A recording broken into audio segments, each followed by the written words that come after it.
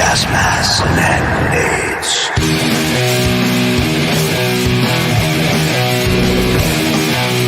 Gas masks and hand grenades.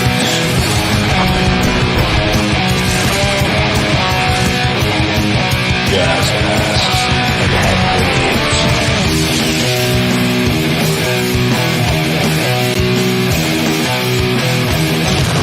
Gas masks and hand grenades.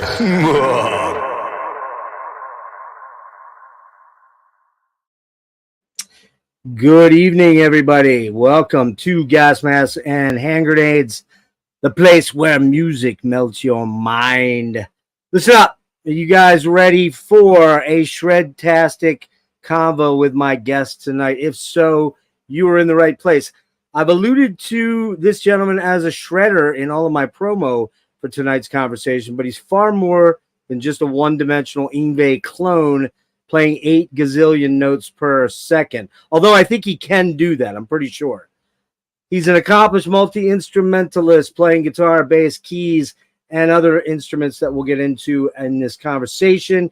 He's also a very skilled songwriter, arranger of multi-layered compositions, where he's especially adept at arranging songs with dense layers of counterpoint. He also has a distro and label called the Stygian Oath, where he engineers, produces, and releases his and other bands' albums and contributes any numbers of services related to recording and songwriting, which we'll touch on. Also, he's a much sought-after guitar teacher, and he's dropped about 8,769 albums. I counted every damn one of them. That's a lie. I'm lying just a tiny little bit there. But actually, in all that's since 2010. But in all seriousness, according to Discogs, he's got 79 credits to his name. But I'm not buying that number. So without further ado, let's get him in here before he falls asleep. Please welcome Roth Septentrion, or actually just Phillipe Tougas. How's that sound? What's up, bud? Hey, man. Good evening. How you doing, man? So I exaggerated a slight little bit. Just a tiny little bit, right? 12,000. I should have just went crazy, like 480 million or something, right? You know. Well, what was the other number you said? 79. Something. I said 79 on Discogs. That's on Discogs. It's probably not right. Discogs. Well, there's probably a few missing on Discogs. So. Yeah, I tried. I just was looking at what the credits were there, and then I tried counting up the albums. Do you know how many albums you have to your name? That not so much that you're a player on. I stopped counting. Yeah, it's a hell of a lot. So let's just go there. We are going to pull up your discography, and we're going to go through some key moments and key points. But yeah, before we get started, though, I do want to throw out a shout out to one of your guitar students, Andrew D. Who you know who I'm talking about? Of course, Andrew's the man. In Kentucky, he said, you probably won't even remember who I am. I said, dude, I'm sure he knows who you are. But yeah, so Andrew is actually the guy, as I told you before we went live, that kind of clued me into what the hell was going on, because when Foreverglade came out, I'm like, fuck, that guitarist is insane. And here, it's not you on that album. You joined right after that. And then you kind of leveled up and made the guitar as insane, if not a little more insaner, if that's a word. So you came on for Blue Nothing, and then we're there for Starpath, and we're going to get into some of that stuff there. But Andrew's the one that kind of clued me in. He's like, dude, you got Foreverglade on that thumbnail. He's not on that album. I'm like, oh, shit. Okay. Sorry, noob here, you know. But yeah, man. So we've been trying to. I've been bugging the shit out of you now for about 4 weeks. We met after the show in Philly when you were on the Decibel tour. Yep. And I think why don't we start there real quick before we get into your backstory?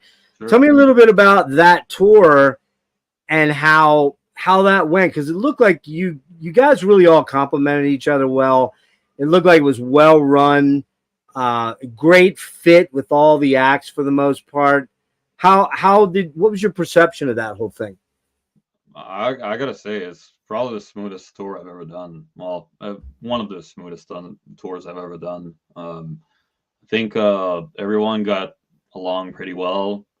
All the guys in Worm shared a van with Double Master, who are amazing, amazing tour mates. Really funny people too. So Francis is cool, man. oh Francis. yeah, we never got bored with them. It's just like there was this very strong camaraderie with all the bands, Oh, great. but with them especially because we're sharing the van and all. Sure. And or tour manager, also one of the best TMs I've ever worked with. So I mean, honestly, this tour, I got nothing negative to say about it, which is rare. There's often like at some point during the tour, there's something weird that happens, or if you followed a little bit what happened with my other band last year, there was a bunch of crazy shit that happened, and there was none of that on this tour. So it was a little bit of Yeah, you did the first Fragment towards the tail end of the year, right? November or something? Yeah, we got we got an accident, and I got super sick, and then transmission died, and it was like all sorts of like crazy shit. I lost like 25 pounds due to stress. Holy shit, man! You're a pretty skinny dude, so that's not good, man. Yeah, so it's like this tour in comparison, like super smooth. We got lucky we didn't hit any like snowstorms or any major roadblocks, so to speak. I think everyone got along, and we had one hell of a killer team, one hell of a killer crew too. So it really helped.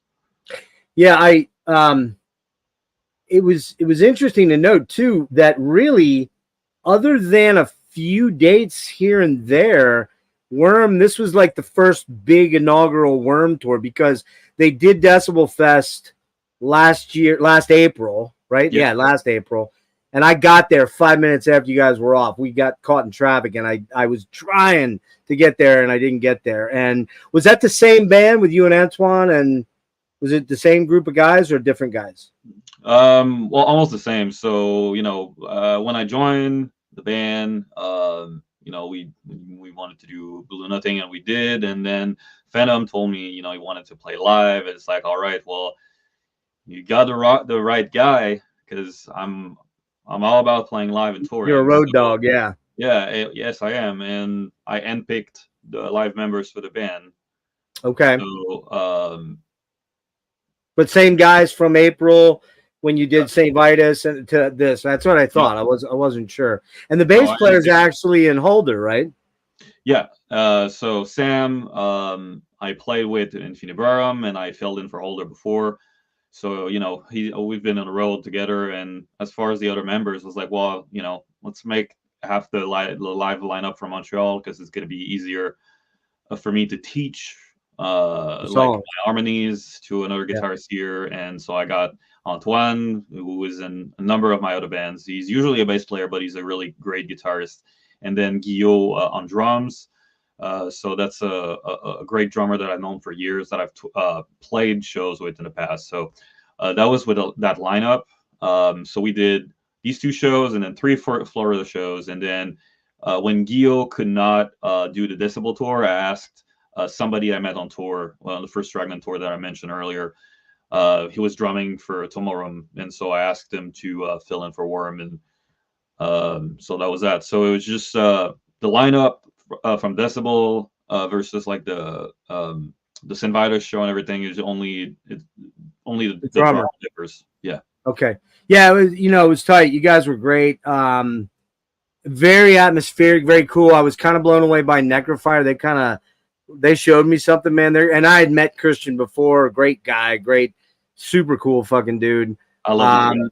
And I will say, from my perspective, so I'm not shit talking here, I felt like Devil Master was a slightly weird fit. And the only reason I say that is that they play a little bit more of almost a weird quasi punk sort of vibe to they're more of a punky band. Whereas opposed, they're not so much an atmospheric band. And I'd seen them back at Decibel way back in 19. And man, they really upped their game, though. They were far, far better as a 4-piece than they were as a 5. But that was the only thing I thought was a little weird. And frankly, I thought you guys were going to be 3rd and Holder was 4th. I was surprised that it went the other way. But I guess it was because of the amount of time that you've been out on the road and, just the pecking order sort of thing. Yeah, they got more tour experience, and it's interesting you say they're punky because having spent a lot of time with these guys, obviously, yeah, Francis he's into like a lot of punk, but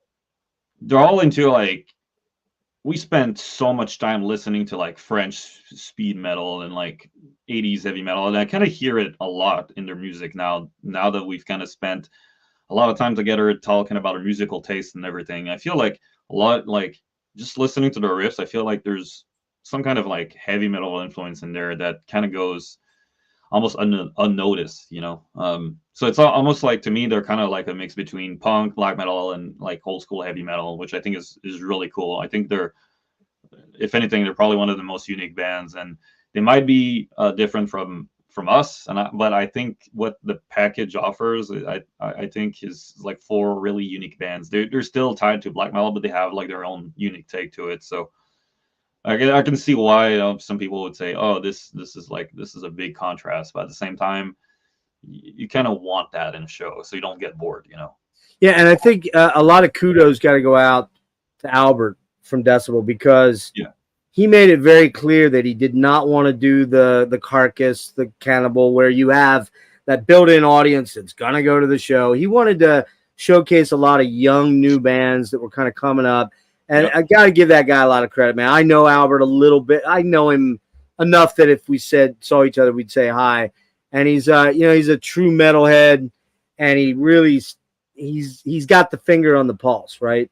Yep. So, and actually, it's funny because I have this sitting right here. I just realized this was the tour mag, I guess, the pre-tour mag. And I remember saying to Christian, I'm like, dude, which one is not like the other? And he's like, I'm not putting corpse paint on, man. I never wore corpse paint. Why would I do that now? But that was fucking hilarious, man. So, That's pretty good. Before I think I'll wait a little bit to get into what's going on with Worm. I gather you're going to be starting to write it, or you are writing, or maybe Slaughter's already starting to work stuff up. Maybe you have demos and whatnot. But so we'll talk about that.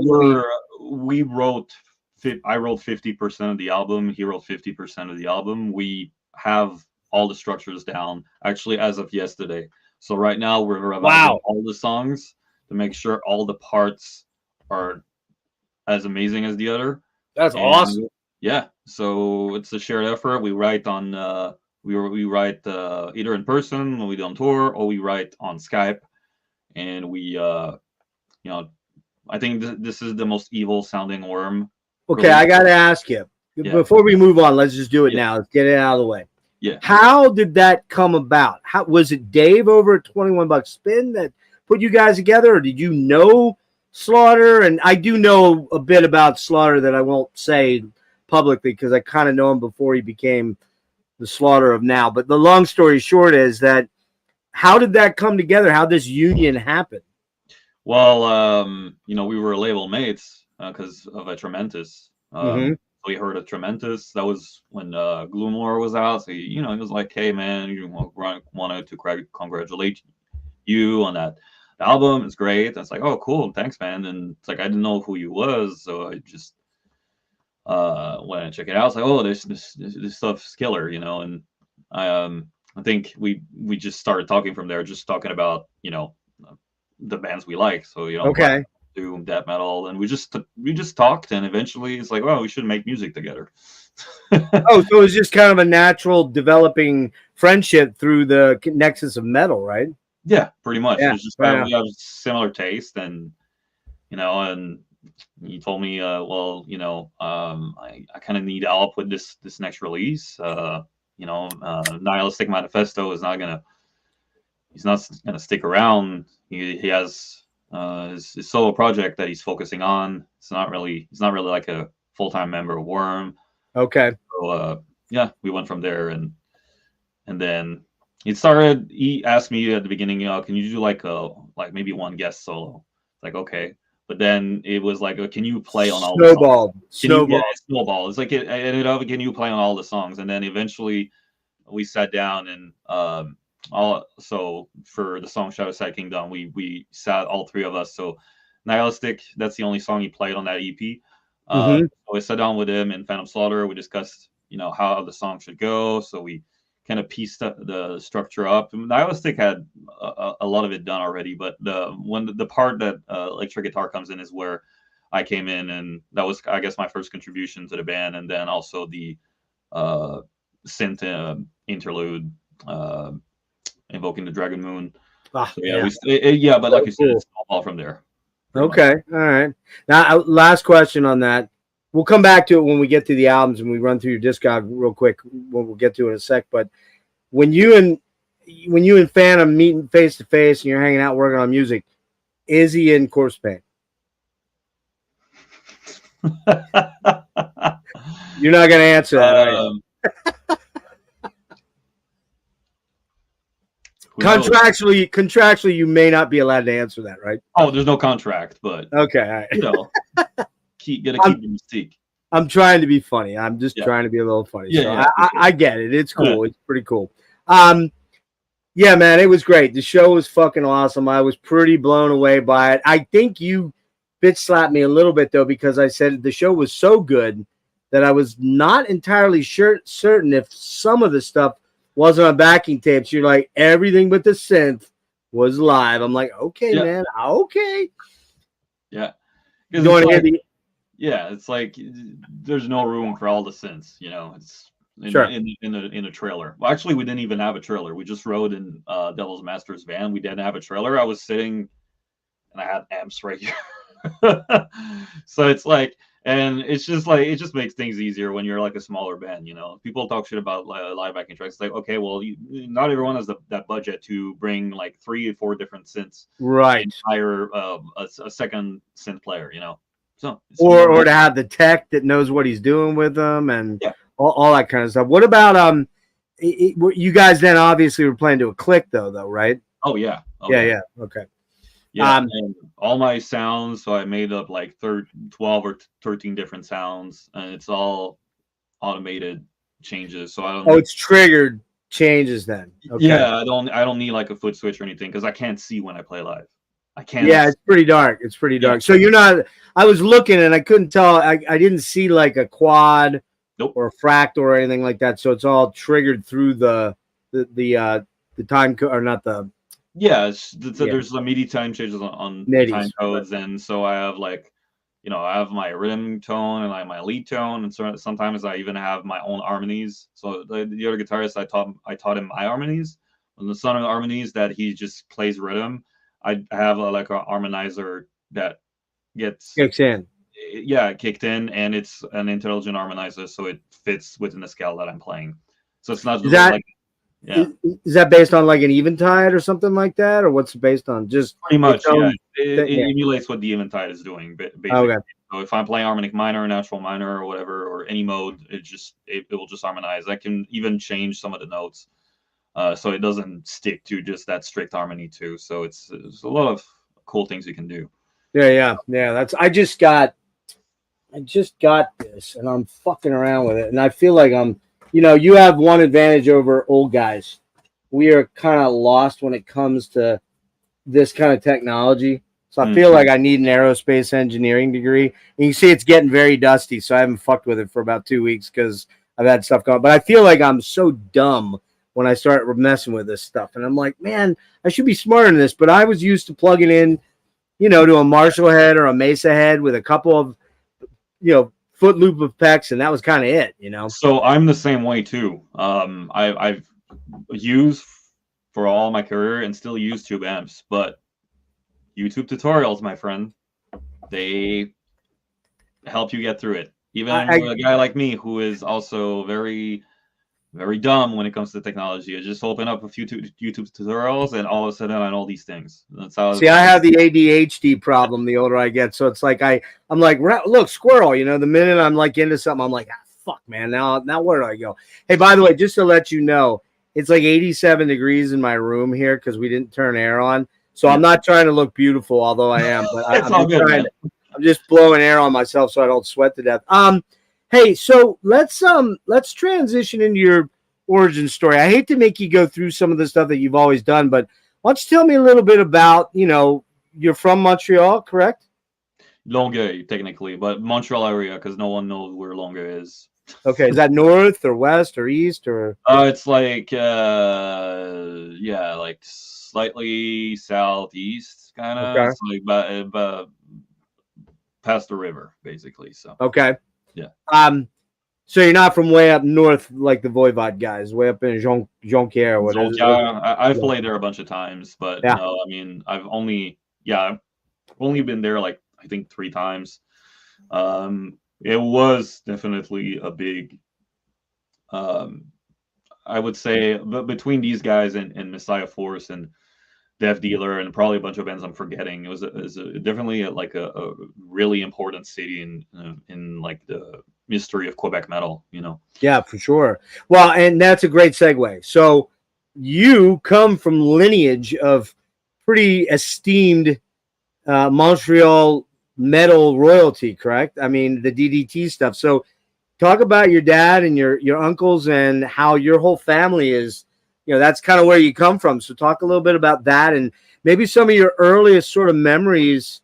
You're early 30s, right? Yeah. So talk a little bit about like your first memories of music and what you kind of tied in with that whole thing. Well, my father and my 2 uncles, they formed DDT in '79. They were like pretty much one of the first, if not the first, French Canadian heavy metal band. When I was a kid, I didn't hear DDT first. I heard Adam's Apple. So that's the band that they formed after DDT disbanded in '91. So Okay. they went from '79 to '91, and then obviously times were changing. Grunge arrived, and blah blah blah. So they disbanded DDT. They made a rock band. So very much like very Zeppelin influenced, actually. Okay. With the kind of like with a more modern sound, like the '90s kind of sound of the rock bands during that time. So that was actually one of the first things the first thing I heard from him, but one of the first pieces of music I've heard in general was the album they made. It got a little bit of traction, on national TV and everything, but okay. Eventually my father, started working as a sound guy, and the rest is history. He did show me a number of bands during, when I was young.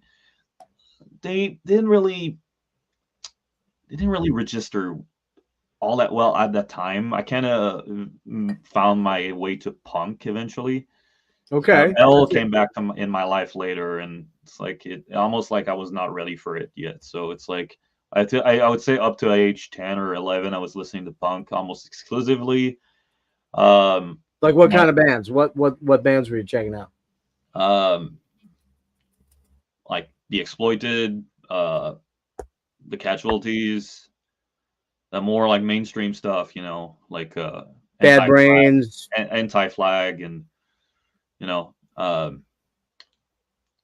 did you get into the hardcore scene, like the New York hardcore stuff, like Cro-Mags and Agnostic really. and stuff like that? Okay. The only band I think that I liked in that vein at that time when I was like 10, 11, 12 years old was Raised Fist. Razor Fist. Raised Fist, yeah. It's it's not as hardcore as those bands you mentioned, but Okay. I guess they had kind of a hardcore edge to them in a way. Even inspired directly the first band I was in, which didn't really have a name. It was a punk band with my former bass player in first Fragment, Vincent Savary. We used to play punk, and we did our first show together in a church when we were 12 years old. It was pretty interesting times. I was fortunate to have him as a friend because his brother used to show us all sorts of like obscure punk bands, but also metal ones. He was not much of a metalhead, but he used to show us Covetus from Montreal. So at 11, 12, we were listening to Covetus.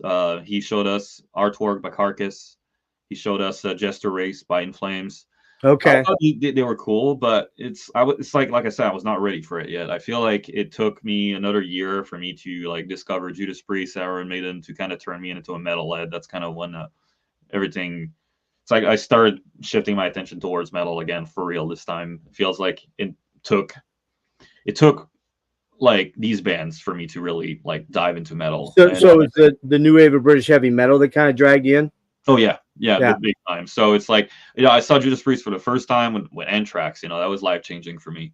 And then obviously, my father showed me Iron Maiden. I think we were on a road trip or something, and he showed me Killers. And I was like, oh my god, this is the. It had like the energy of punk that I liked. Yeah. But it's at the same time was something else that I was just couldn't describe it. And well, those dual guitar harmonies and that, just super killer, very active bass, which is a prominent feature in a lot of your recordings. You got a lot of very active, outstanding sort of bass work with all your bands and stuff like that. So let me ask you this. When did you start playing guitar, or what age were you? Around 10 years old. It took me like 3 years to really get serious. But I was playing for 3 years, just, after school kind of thing. Started playing, I think, just acoustic guitar for a year, just learning chords from my guitar teacher, an amazing guitar teacher that really stuck with me for part of my youth, and made me appreciate playing guitar. Because at first I was like, this is not for me. I'm not a gifted musician. Yeah. Like I'm not gifted. Like, so you gifted? It's like, no, I am not. I sucked for so long, and I didn't like playing guitar at first. But he stuck with me and made me want to like playing guitar. And then I liked playing guitar, and then all of a sudden I started loving playing guitar, and then I couldn't stop playing guitar. That's cool. So that's a good teacher right there. Yeah, it is. Really. But I feel like playing punk for a while, like it was fun. We were writing like punk songs, my former bass player and I. But I think discovering metal really solidified my love for playing guitar too. And it's just also coincidentally when I started becoming more serious in my instrument. Well, and let's be honest. I mean, this is not a denigration on punk, but a lot of punk is bar chords. It's not super complex. It's more about energy and attitude and vitriol and stuff like that. Not that some of the guys aren't good players. I'm not saying that, but you're not going to find many Guthrie Govans doing punk. It's just not something they do, right? I guess there's some crazy punk bands out there, but the bands that I was listening to at the time, it didn't really. They were good, but I was craving something more than what these bands, like the bands I mentioned earlier, I had to offer. And when I discovered traditional heavy metal, it was like the best out of both worlds. Like I said, I was not ready for extreme metal yet, and so this was like a great in between. So I went from there, and then, oh my god, getting Kazaa, or I think LimeWire on the family computer. Oh god, yeah. So I just you were a kid though, right? You were a kid, right? Oh yeah, like 12 years old. Diamond Head, Metallica, Saxon, all these old bands. Yeah. Like the classics. It's just like discovered this band and this band. So I would make myself a compilation, like on like CDRs. After like stealing music online.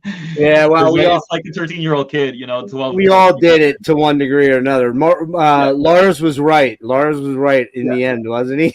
I mean, yeah, kind of. Yeah. Yeah, but I mean, so I did have some CDs too at home because my father had like an extensive collection, so I would dig into that and put it on like on that radio I had. But the best way to discover music at that time was downloading stuff. Sure, of course. Let me ask you this about your dad. Is your dad? I looked up DDT because I got to be honest with you, I did not recognize that name. Mm-hmm. Really cool band, man. I saw you guys. We'll talk about it in a minute here. You joined the band, and you and the old dudes went out and ripped and tore it up, and it was fucking pretty impressive. But what's your dad play? Is he the bassist or the guitar player? He's the bass player. My uncle Paul.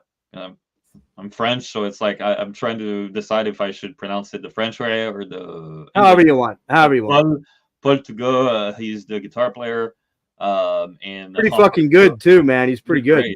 Also, oh my god, that's my other uncle. He's a completely insane vocalist. He still has it today. It's crazy. He has like an amazing voice. It's those guys your dad's age, roughly.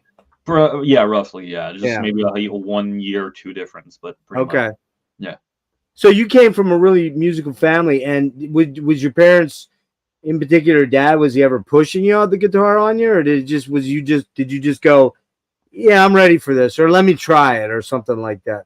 No, I didn't really push. It's like, hey, I have a guitar, and I would pick it up. I was like, hey, you seem to like it when you to pick up the guitar and mess around, And my mom was like, do you want to maybe take lessons? I was like, maybe. Yeah. And then it kind of, like I said, at the beginning, it was like, oh, you got to practice. So it felt like a chore, But eventually, the chore became, well, when now you can't take the guitar off my hands. Yeah, that's great. It just needs like it's all about timing, but it's also all about the bands you're listening to. It really Sure. changes. Like, and the circle you run in too, your friends. If you start running around with other musicians, natural competition makes you want to get better. It kind of feeds your fire to get better, right? Absolutely. Well, I was the only person playing guitar in elementary school. All my friends I grew up with that were not into punk, rock, or metal. They were just okay. So it's, oh yeah, Phil's the guy playing the guitar. That's the guitar kid in our friend group. So it's like there's no competition because you just like, oh, you're playing punk, you're so cool. It's like, but then you arrive the first year of high school. Actually, in the United States, it's not high school. It's, I think, middle school. You call it, right? Middle school, right? Yeah. So the first year of middle school, I hear in the music room in the basement of the school, these guys, they're like 15 or 16. They're covering Covetus. I'm like, no way. What the fuck? I gotta get better. And then there's this guy that would like make fun of me because he was like, oh, you play guitar, but you can't play a single solo. Because I was strictly a rhythm guitar player. Okay, yeah. And he was like, and then that pissed me off so bad. Yeah. It's like, man, that guy's a dick. I'm gonna show him. Oh, he was a dick. So, He probably still is. So, yeah. Were you aware of the metal lineage? And like, of course, I kind of wanted to ask. Well, I was going to say about Canada, but because you talk a lot about new wave British heavy metal, but what about some of Canada's greatest bands, which are, quite frankly, some of my favorite bands of all. My favorite band of all time, without question, is Rush. I just, they are the holy trinity, man. They are the standard by which everything is measured, right? And did you become aware of that kind of music and like the progressive rock thing? When did that hit you? I mean, pretty early. Rush is a band that I got into around the age of 13 or 14. And I was actually doing the song YYZ. It was part of a live set list that I was doing when I was 14. Wow. Or 15. Well, I was in musical camp, and we were in a cover band, and we hopped on a school bus, and we went in summer camps and played shows. I did that 2 years in a row, and YYZ was part of the set list. So I think I was 14. I forget, honestly, but I forget which year it was because it was 2 different years. But YYZ was definitely in the set list, so I definitely appreciated Rush. I obviously I got into rock and metal at the same time. So whether it was Rush or Queensryche, or Fates Warning, those kind of bands, yeah. Queensryche and Fates Warning that came slightly a little later, but so it's like at the same time I was getting into like new wave for British heavy metal. It's like obviously I love rock, so it's like AC/DC, Rolling Stones, Hendrix, Frank Marino, all my these dude, guys, my dude. Yeah, so it's like that I discovered them pretty early on because it comes from my family. Rush was amongst them, like the more rock bands. I think some people will say they're like precursors of progressive metal, and I see that, but for me they're progressive rock, and the early stuff is pure rock. So I think you could maybe call them the proto prog metal guys because they were doing long songs with complex time signatures. They were musicians, but they weren't quite metal. They didn't quite jump into everybody. Right. Everybody. So it's like whatever they're called, you call them. I mean, they were there pretty early on for me, and like I said, learning YYZ back then really like tested my chops. Hell yeah, dude. I can barely play that now, so I'm like majorly impressed. So, and I know pretty much all Rush songs. So, Nate has a good point here.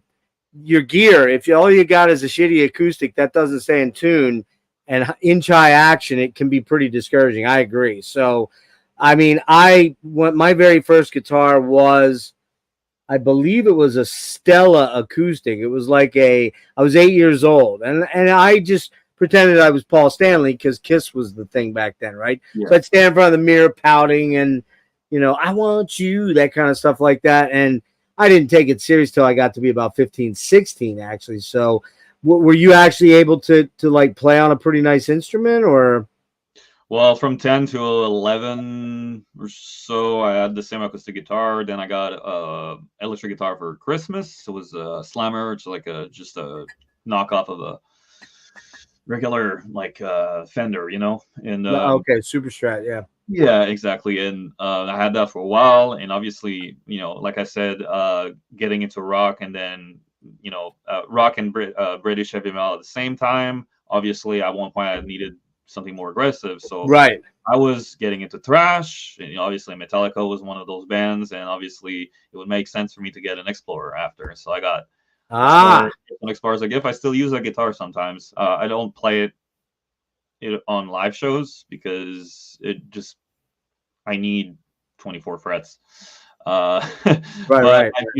I've used it on a bunch of recordings. I might actually surprise you which one. Is it a Gibson Explorer? Yeah, a Gibson Explorer 90. My very first electric was a Gibson Explorer. Check this out. A 1985 candy apple red with white pickguard. So it was the Edge. Remember, he was big around that time. Oh, yeah. And it had a Kahler, the very first year of Kahler trem systems. Oh my God, you're so lucky. Dude, I sold it like an idiot. I would give anything to have that thing back. Damn, dude. I mean, I got the 76. It's pretty cool, but I wish it had Kahler, man. That's Kahler trem system on that thing. And I'm telling you, you could stick a medium jazz pick underneath the action and shake the guitar around, it wouldn't fall out. So it was like you barely had to touch it, and then you could dive bomb it up, you could dive bomb it down, it would stay in tune. Had it had DiMarzio humbuckers, but I forget what models they were. But anyways, I sold it to pay rent back in like 87, and man, I would give anything to have that back. Yeah, but you had to survive, so it's. I did. Yep. Yeah. So you're in middle school now, and your chops are starting to pick up. You're starting to take everything serious with the guitar. You're kind of living with it and sleeping with it and all that kind of good stuff. Yeah. And you probably were. I could tell you're one of those dudes. And take me through the next sequence of years until you get to the first point where you're like, hey, this is absolutely, I want to be a pro musician. Well, those summer camp tours where I was playing cover bands, it was fun, but it's like I wanted to do something. I want to have my own band. So the bass player Vincent Savary, that was in first Fragment, he I guess he was starting to get back into extreme metal, and I was like, I'm not ready for that yet. I mean, I was just starting to get into like Morbid Angel. Okay. Like when I was like 15. So that was after the tours we did together. My Vincent and I in the camps. That was right after the tour that we were starting to get into extreme metal. So Altars of Madness by Morbid Angel, Seven Churches by Possessed, Tom of the Mutilated by Cannibal Corpse, Non So Vile by Cryptopsy. Those were the Scream Bloody Gore. Getting into. Yep. But it's like there's no way I can write that sort of stuff. I still want to make I don't want to write punk music anymore. I mean, it's been years at that point, but it's like I want to write a heavy metal, and I was not gonna get Vincent on board with me. So I did a few songs on my own. My father taught me how to use, I think, Fruity Loops. And I remember those. Yeah, I did 2 songs. I recorded all the instruments, except the drums, where I programmed them. and I was 15 years old, and it was very, very raw sounding, like almost. It was kind of like a rip off of Painkiller by Judas Priest, like not the song, but the album, the era. Mm-hmm. Like kind of like the same tempos. Even the snare sounded similar. Are And the we guitars, talking on Garage? We talking Garage Band here? Or what are you using? Fruity Loops. Oh, that was the program. Okay, I was thinking Yeah. that was a drum. Well, they had drum. Well, it's Drum FL loops in Studio. there, I right? think I think it's the same thing. Okay, yeah, I yeah. think that maybe I'm confusing things, but um, and I was the only guitarist, so I was like, I took two different guitar tones, and I was pretending it was two different the guitarists Two doing guitar players, trade yeah. off. So I was like simulating two guitarists doing trade offs. So you're like, writing harmony parts and everything. yeah. Yeah. And like, like one guitar pan to the left, one guitar to the right, and it's like, oh, So I showed out to my friends. My friends were like, this is fucking crazy. I think I was having a party, huge party, and then I invited a bunch of people in my room and just showed them. It just played like the really shitty like drum machine and Right. the guitar part, saying, "Oh, that's fucking crazy. You should have a band." It's like, yeah, but no one wants to. No one wants to play that. I don't know anyone because everyone. Because that's like 2007, man. Like that's like I feel like in Quebec, that extreme metal was at its peak here. Like the extreme metal scene in Quebec is still very active, but back then, oh my god, it was so almost suffocating. But it's like I don't feel like I'm able to write stuff like that or even play it. So it's just like I was sticking to playing, Judas Priest style heavy metal, and I was going on. I think I was not on MySpace at the time, but going on forums like asking, if people locally if they wanted to form a band, and obviously just that didn't do anything. It didn't pan out. Yeah. Yeah, but it's like I need to have a band, Can't play in my room by myself, it's boring, Right. Sure. boring. So my mom one day came back from the gas station. It's like, oh, there's this guy at this gas station that's looking for a guitarist, and he's like into death metal, and he told me to hand you this piece of paper, and on the piece of paper there was the name of 5 bands. And I was like, what are those? Like, oh, those are the bands he likes, that he wants to like make music in that vein. So there's like Cryptopsy, Spawn of Possession, and a bunch more that I can't remember. But it was like I was already aware of what Cryptopsy was. So I was like, okay, I went to meet him. So picture this: I go to the gas station. I am wearing nothing but leather. That's what I wore at the time. Leather pants, Okay. band shirt, leather jacket. 15-year-old kid. And you're 15. You're 15 years old. Okay. Right. And then there's this guy with like cargo pants, death metal shirt, wearing like working behind a counter. We look completely different. Yeah. And I'm like, Did you have your hair long? oh yeah. Long. Okay. Yeah. He was like, are you the son of that lady that came to talk to me the other day? It's like, yeah. She told me that you wanted to meet me because you're looking for a lead guitarist. It's like, Right. yeah, I want to do like extreme death metal, but with like crazy neoclassical like solos. Shreddy bits. So Yeah, I'm like, I had just discovered Yngwie like a few months ago. Okay. Which, by the way, I think my father showed it to me. It changed my life. And obviously, I was getting into playing some of that stuff. After the tour, I wanted to level my chops up. So I think I tried learning some Racer X, some Mom's Theme, even like I think a Children of Bodom song. So I was like getting there, But it's like, so I was like, I kind of like the challenge, so I want to try. Were you still taking lessons? Yeah, I was still taking lessons. Okay, all right. My teacher was not teaching anything about like advanced guitar techniques. Mostly theory stuff. Okay. The hard work came by looking up like tabs or YouTube tutorials or Yeah. watching guitarists play. My dad's former drummer brought me these DVD-Rs full of like rare shows and like guitar instructionals. So I would watch that a lot. Did you have the Petrucci one?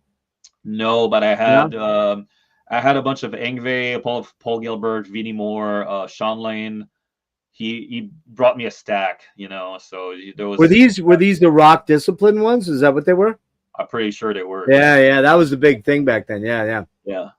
So like, I don't know what I'm getting into. He wants to make, I guess, what we refers to as technical death metal, but I didn't know what technical death metal was.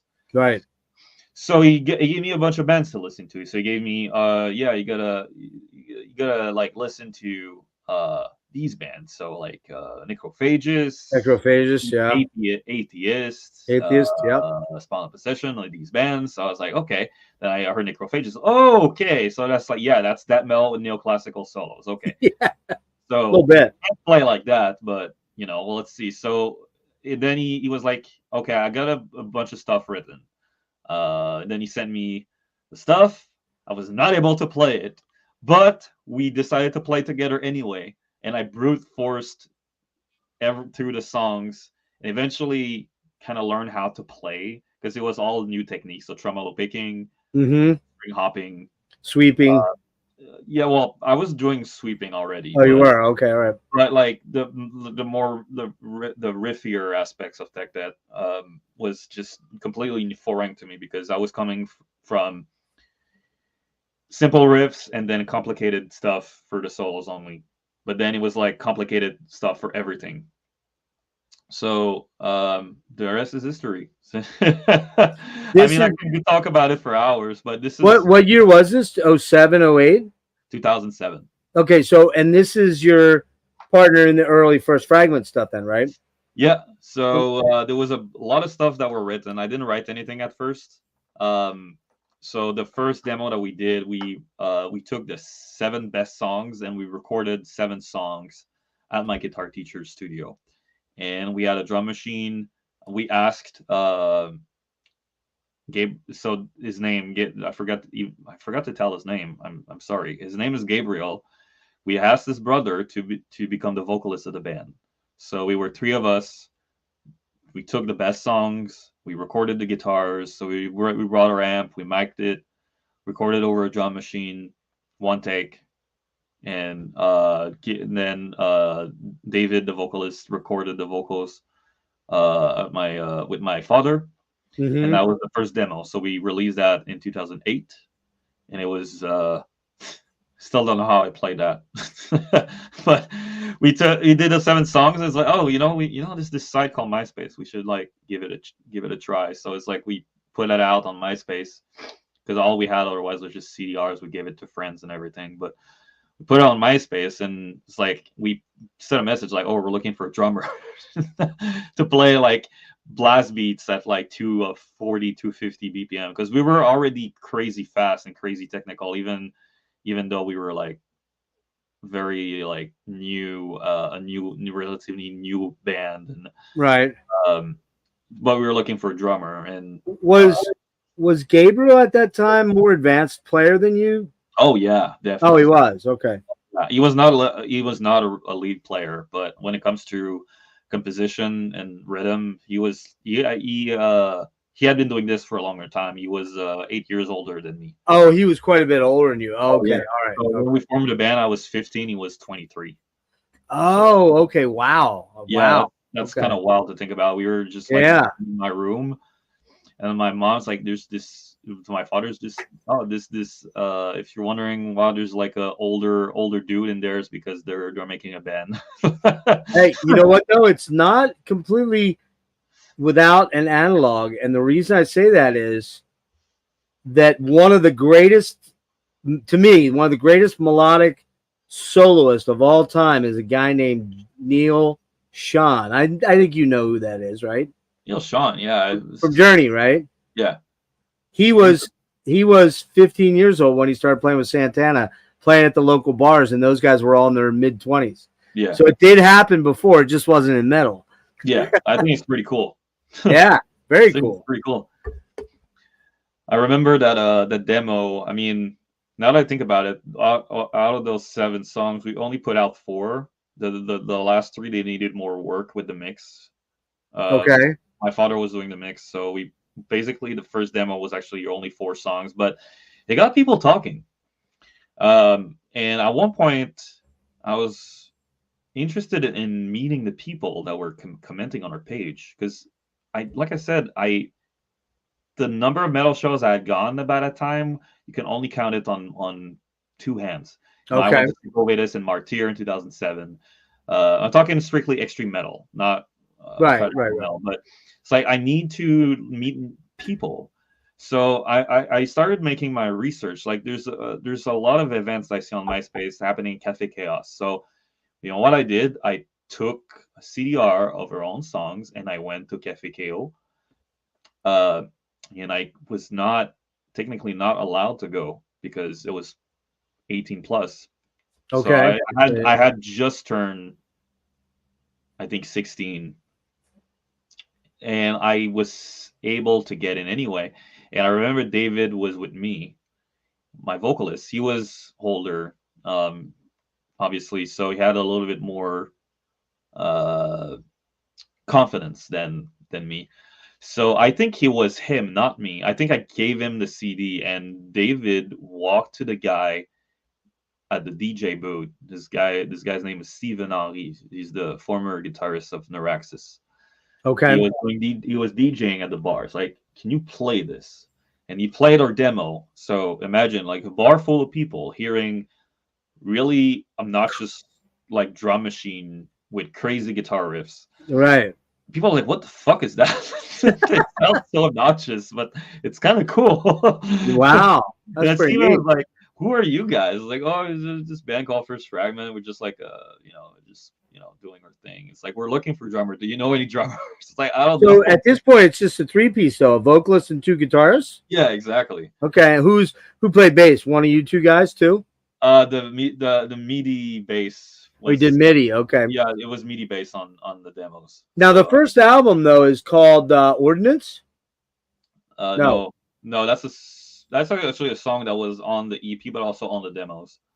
Okay. But the first, I guess, real album is the Afterthought Ecstasy. That's a little bit further down the There line. it is, the Afterthought Ecstasy. I'm sorry, I looked that wrong. So that's 2010. And you guys put that out yourself, or was it a?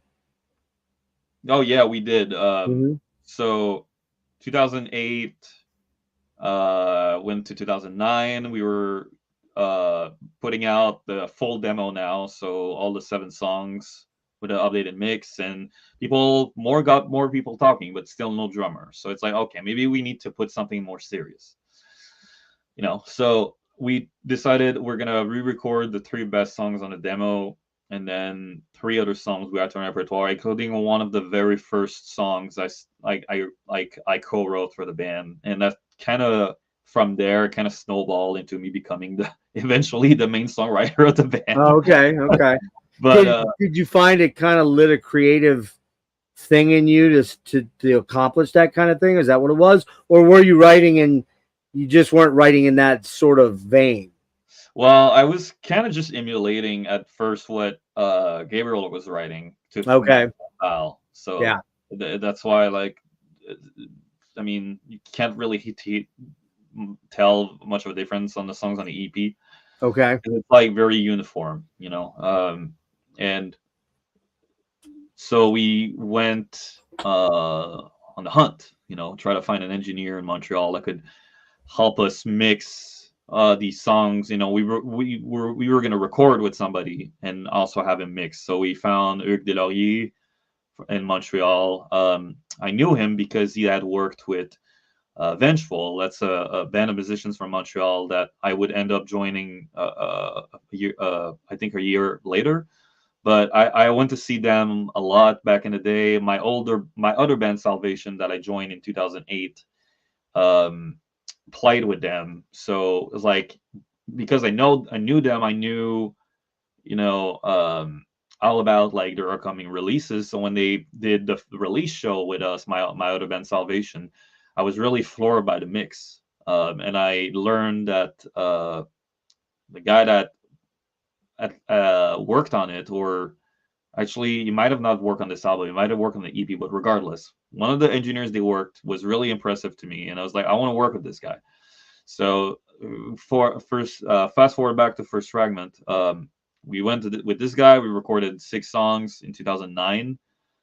So by that time, I had finished high school.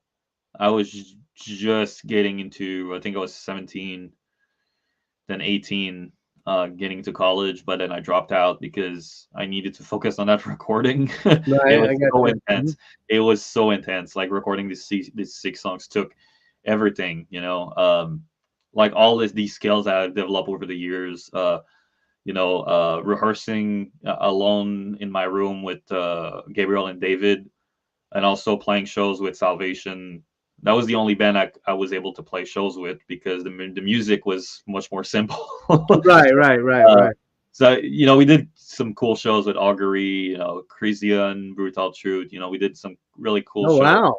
But the music was like, it's like, it was fun, but it wasn't like challenging enough. It was not unchallenging. With first Fragment, it took everything, Okay, yeah. So it's just like recording that and really made me better as a guitar player, and also gave me a proper taste of what studio work it truly is. Because recording at my guitar teacher's place, it was just like press record and just go through the songs. Okay, let's keep that. But then when you're with an engineer that tells you, dude, your playing stinks, clean it up. He didn't tell me word for word like that, but it's like, dude, you're playing to this part. It's just not clean enough. You got to redo it. It's like, and then redo it and fucking, until your fingers are falling off, Yeah, right. So that was like my first experience doing that, and holy shit, man, that taught me so much. When you say his studio, are we talking like a full board, or are we talking he had like he has like now he has his because I still work with him after all those years. He has his own full board and like an entire studio in like the basement of a house he bought. But back then, right. It was a room with like a big computer and monitors. So it was like he was also in the developing stages. But gotcha. We did go in a big studio to record like nylon guitars. That was a staple of the first Fragment sound since the demos. Yeah, right. But we wanted to like make it like really fucking good this time, so we went in a proper studio to record that, and like a big board and everything. And so yeah, that EP taught me so much. It's crazy. Feel like that's kind of like the catalyst. That kind of, I think, Salvation, I guess, helped me kind of establish myself in the local scene because I would play with so many local bands and like bigger local ones. Like, like I said, I play with Martyr and all these bands. And but I think on the international level, that first Fragment EP really propelled me. I had a bunch of friends on the internet through forums, and they were all always like making fun of the first Fragment demos because of how bad they sounded. But when that EP dropped, everyone was like, holy fuck, this is some serious stuff. And then the word quickly spread. When we put out that EP, it was like, by the way, it was like a year after we recorded it, because we were like, we got to find a drummer to play on this stuff. And also we were broke. So you just had drum machine tracks at that point, right? Yeah, we stuck with a drum machine. And also we just didn't have money to mix it. So it just sat on the back burner, unfortunately. You said you played with Martyr. You mean you opened for them, or? Yeah, opened for them. So Danny then, obviously, right? Yeah, great guy. What a sweetheart, man. What a sweetheart of a guy. Just saw him last week. Was up to catch the final date of the Prong Voivod. I've seen Voivod, like 15 times, something like that. Hey, quick funny story. The first time I saw Voivod was 1990 when right after Nothing Face had come out. Nothing Face came out in October, and they went out with Soundgarden and Faith No More. Nobody even knew Faith No More was. Soundgarden was out for Loud Love, right? Or Louder Than Love. Yeah. And they were sort of breaking with Hands All Over and Big Dumb Sex and Loud Love and stuff. And so I go to the show, I'm there to see Voivod because I just discovered them because of the Astronomy Domine cover, right? The Floyd cover, right? And I'm like, I discovered this totally weird band that nobody knows about. And I mean, I felt that way. It was like, I got this band. Nobody's even going to be at this show. And I get there's a lot of people there, right? But I meet Snake. Snake can't even speak English at that point in time, right? Yeah. I meet Piggy. He really can't speak English. And these guys are like, these guys are fucking nerds, man. What's up with these dudes, right? So I'm drinking a beer with Billy Gould. Didn't know until he later said, well, I'm the bass player for the opening band. Nobody knew who Faith No More was because the real thing hadn't gone crazy, right? Yet. Right, yeah. And I meet Snake. We talk a little bit, just enough. He knows just enough. What he's like going, yeah. Like he probably had no idea what I was saying. And I'm drunk. And by the time they come out and play, I'm up against the stage. And it's just a small club, man. There might have been 150 people there, maybe 100. I don't know. And I'm drunk and I'm, next thing you know, Snake grabs me and pulls me up on stage and hands the microphone to me. And I sang the second verse of Astronomy Domine. And then he kicks me in the ass and kicks me out into the crowd. It was the only time I ever stage dove, like not because I tried, but that's funny. Dude, that's an amazing moment as a fan. Killer story, yeah. You know, this happened to me one time with Cloven Hoof. Okay, I know that name. So they're a new wave British heavy metal band. And when they played, I think it was a song off their second album, Dominator. The singer had a really sore throat, and he had, I think, bad flu or anything. It was still putting out an amazing show, but I think at one point they were playing a song and there was a high note coming on the vocals, and everyone knew that the vocalist was going to sit it out because his voice is done. So I busted out that note like really high falsetto, and then I'm staying in front of Lee, the bass player, and he's like, you know what? He just took his microphone and just handed it to me, and then when they played "Reach for the Sky," I sang the entire song with the nice from the crowd with the vocals there, and he's just like, "Let's all right, dude, do your thing." And like you said, that's like such a killer moment, right? So cool. You know, at least, but they didn't kick my ass at least. So yeah. And I mean, the funny thing is like for example, my first show was Kiss, 1979, right? Yeah. If like I'd been down front, Paul Stanley handed me the microphone or pulled me on the stage, I'd have passed out. I'd have had a heart attack or something. You know, I'd have freaked. I'd have probably run. But when you're a little older and you're so into it, and you're so passionate about the band and the performance, and you know the stuff, right? Yeah. It's such a cool thing. Like I did not expect him to pull me on the stage. It was like, what? And I was hammered too. That was the best part. I'm like fucking shit faced, and I'm like, man, this is the greatest thing ever. You know. Yeah. Got to meet Chris Cornell. It was the only time I got to meet him. I saw him many times after that, but I got to meet him that night. But so first Fragment's kind of taken off locally. Yeah. What we can't hit on every single band and every single album that you do because we'd be here for 7 hours. I don't want to keep you that long. So, but what is like the next big step forward for you? Is it where do we go? Because how did we get to the first album then? Well, I'll try to keep as That's up to you, man. I got all night, but you know, I don't want to keep you here 8 hours. So you do what you want to do, right? Well, to put it simply, like I told you, that EP really propelled us. I guess it helped us find a drummer finally. Okay. And Vincent, who I told you about earlier in the interview, he became interested in joining the band on bass. So we started playing shows. And around that time, well, I left Salvation and I decided to form my own band by myself, a real band. So that was Chthe'ilist.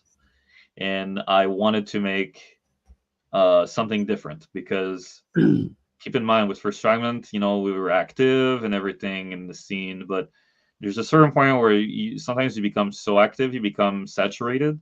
Right. That was the young, edgier part of me that was starting to become angry and saturated at everything around me.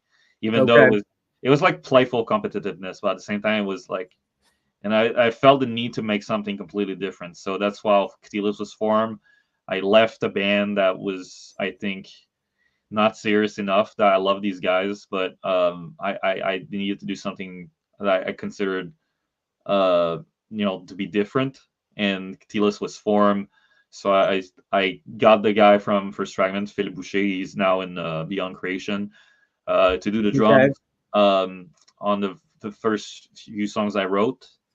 And I was obsessed with the idea of making the most filthy sounding death metal possible. So it goes back to how I first discovered death metal. So before I discovered tech death, I discovered all the older death metal stuff. This is 2012 that you're doing this. And what is, obviously I'm not French Canadian, so I can't pronounce that title.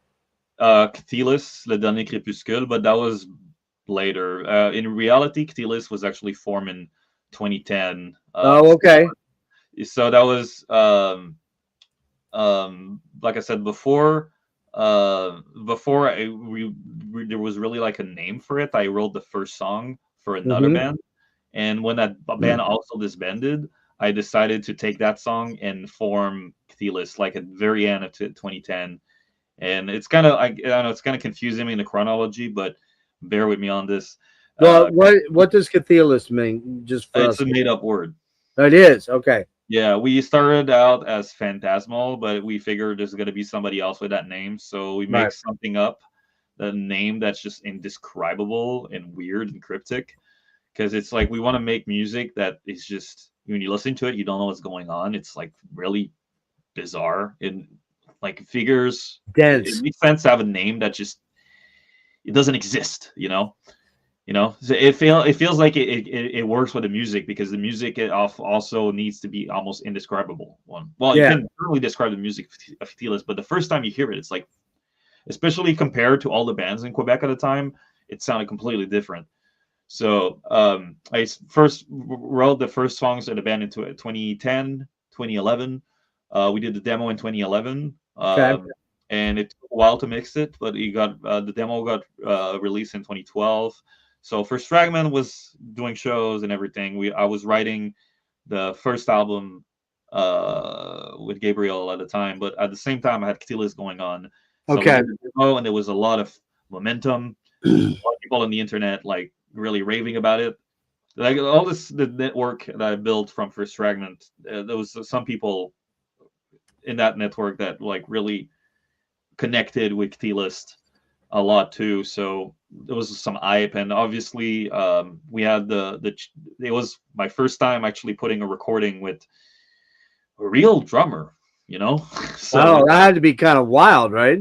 So it's like that's my first true band in a way. Yeah. My first true recording. So it's like, well, I wrote everything, and I did all the vocals, and it was a big deal. That demo was like a big deal, not just for me, but for everyone in the scene. It was just like, what the fuck is this demo? And let me interject one question here. It might be interesting to people. What tunings are you in with First Fragment and with Chthe'ilist? Because I'd take a guess, but I might be wrong on Chthe'ilist. You're low, man. You're tuning way down. Well, we started in A on the demo, but we lowered to G sharp. That's all on 6-string guitars. That's wow. The Chthe'ilist. It is. Demo and the album. The demo was in A, the album and the EP in G sharp on 6 strings. Now, did you get your guitar set up professionally, or were you doing your slapped big strings and just was there any influence like at all in your mind, peripherally or not? You know what peripherally is, to your side, right? Like, well, yeah, I mean, was the Meshuggah thing at all there? The Gent thing at all? No? Okay. No, I never. I actually only started paying attention to Meshuggah a few months ago, actually. Not really into it, but I kind of see now why people like this band so much. I didn't listen to Meshuggah at the time, but I was, going back to that death metal roots. It's like, Amorphous, Privilege of Evil, Crematory demos, Demolich, Abhorrence. Yeah, Demolich for sure. Yeah, these bands like obviously were big hitters for me. But they all like had like really crazy down-tuned guitars, and I remember listening to the Exordium, the first Crematory demo. I was like, holy fuck, this is in G, man. Or This like is Ripicaloo, that first Ripicaloo's in, I think that's an A, right? that's an Ripicaloo. A. Yeah, that's an A. So Crematory were in G. It's like I kind of want. So I did the demo. I was like, I want to get to that tuning, even like more like Crematory. So that's why we lowered half a step. What was do you know Convulse, A World Without God? Is that might be G? I'm thinking, right? That might be. Actually, it might be B or C. Oh yeah, it's higher. You're right. It's I went the higher, wrong way. Yeah, that was another big hitter for me. Definitely. Love that album, man. The demos are crazy. And to answer the other half of your question, first Fragment was actually in drop B. It was drop B. Yeah, it's a completely different style, and some of the chords we used, it made more sense playing them with a drop tuning, I guess. Okay. I had to do more with Gabriel's compositions. If I had started writing all the songs from the start of the band, I probably would have play them in standard, but it kind of made sense because the chords we were using, they were easier to play with drop tuning. When we were writing the first album, the Dasein, I was much more involved with songwriting. I wrote half the songs. So Récemment de Sion, L'Entité, Goula, Evren, the acoustic interlude, and some parts in Emergence. All these songs, when I actually wrote them in standard, but I regretted it because we were doing the live shows, we had to switch guitars. So it's like I just retranspose everything back to drop B, and on Gloire Eternelle we stuck to drop B basically just to make it simpler. But that's the you were in C standard and then just dropped the low E down, or the low C down to B. Yeah, exactly. C sharp to drop B. Yeah. So those are the tunings I use between these two bands. Well, what's Worm? That's higher, isn't it? It's G sharp. Oh, that's G sharp. It's the same as Chthe'ilist. Actually, it's the same tuning. Yeah, man, no way. When with Chthe'ilist now, I play on 7 strings because I need the higher string to play solos, and Worm is the thing. Yeah, it's the same tuning. Yeah. Okay. Wow, that's crazy. So you're doing Chthe'ilist, you're doing First Fragment, kind of simultaneously. Yeah. And I gather Gabriel knows that you're doing the Chthe'ilist thing, right? Oh yeah. Yeah. And is he digging it? It was like it's most people into like the tech scene. They were not really.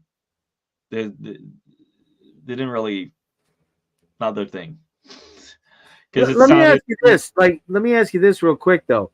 How much influence or direct or indirect or peripherally, you talk about Martyrs, so you have obviously about Gorguts because they're one of the biggies. Yeah. Was that there at all for you, or were you? What was the how was that? How they play a role, if at all? I mean, Martyr was definitely a big influence for me. Maybe not on Chthe'ilist, but in general, Gorguts was a big one for me too. So you remember when I said I wrote the first song for Chthe'ilist for another band? That other band, which is called Spheres, never saw the light of day except for one song demo. But that band was heavily influenced by Gorguts. So that's why on the Chthe'ilist album, there's one song that has a little bit more Gorguts influence. It's because it had a little bit of that left by the time we actually I reused the song for Chthe'ilist.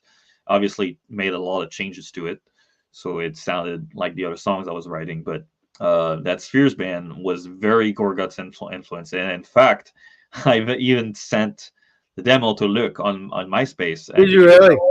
Yeah, in 2010, and he told me, "This sounds really cool, Phil. I hear influences of Human Remains and Ripping Corpse."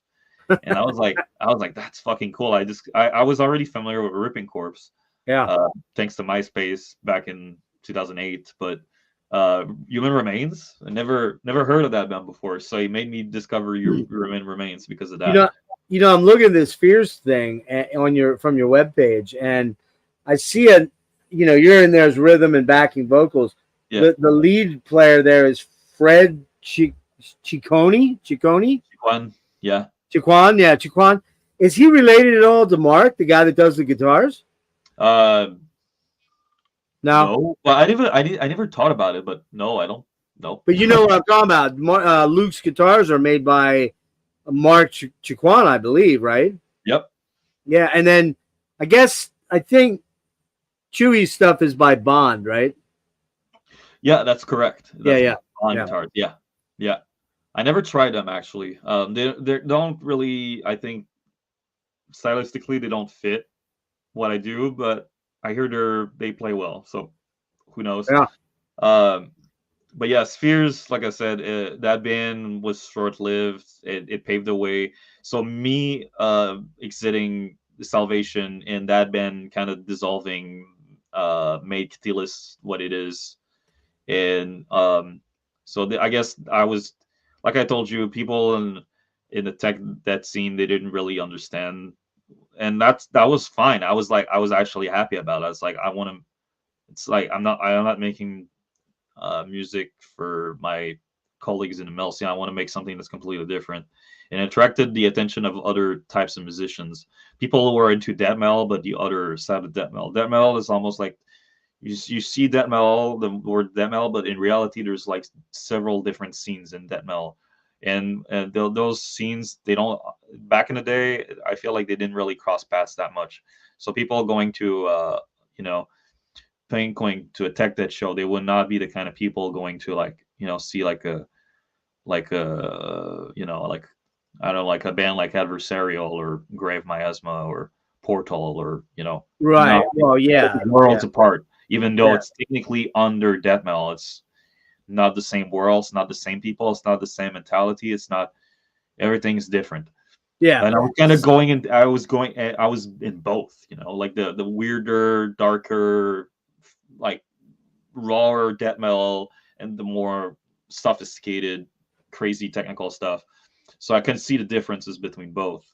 And it's didn't really, but yeah, I was also joining a lot of internet bands. So it's like Zealotry, Serocs. I was doing that all at the same time. So I made a bunch of albums with these bands. With it's musicians I discovered through the internet. I met a lot of people on the internet during that time, like between 2008 and 2012.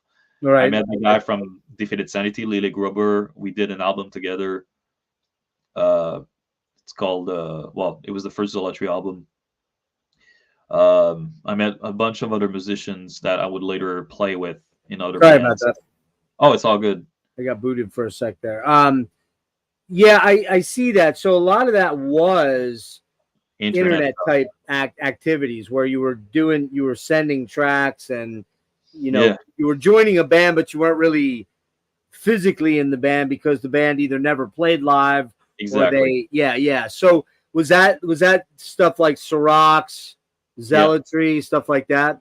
Pretty much, yeah. There's a bunch more, like there's Cosmic Atrophy that I joined later, but I guess they fall into that umbrella as well. So it's like crazy like projects, studio projects that I would collaborate with, or sometimes even co-write stuff with.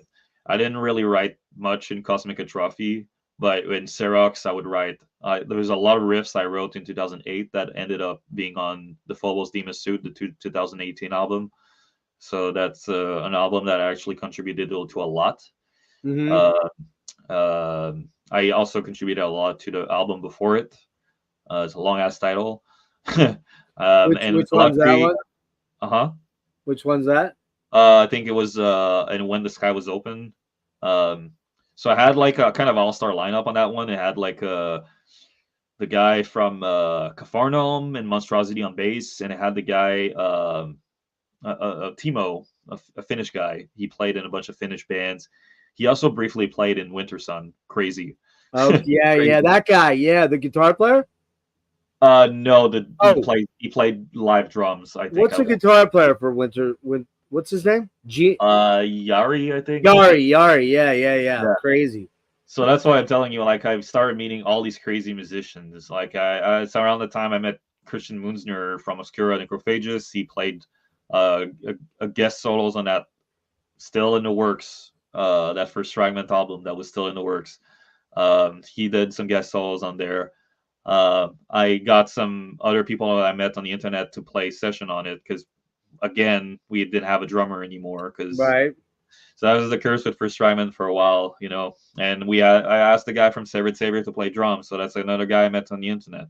It's like this big network of musicians I started growing over the years. It really helped, Sure. And I mean, I think everybody, these guys were in tune with what your abilities were. I mean, and so there was kind of a mutual respect between all of you guys. Now, I'm gonna sound like a boomer here, man. Okay, here comes the boomer moment. I'm technically not a boomer by 1 year. I'm a Gen Xer, but I'm right on the borderline. Yeah. So here's the deal, Phil. I did have to listen to a couple things here I was not familiar with, okay? Mm-hmm. And the Zealotry, I gotta say, man, at the nexus of all stillborn worlds, really fucking dug that album. You know why I really liked it a lot? Love the vocals on it. They were cool. Love the guitar work. Love the bass work. Love the real drums on it. Now, here's my problem with Tech Death, dude. Tech Death. Here's my boomer moment. So you're gonna have to help a boomer try to understand. Yeah. What is it about Tech Death and this fascination with triggered fucking drums? What is the deal with it, man? Explain it to a boomer that doesn't get it, because it drives me insane. Well, I think the obsession comes with wanting to hear what the drummer is actually playing. Right. Because when you have something this fast, with so many layers, it becomes a blur.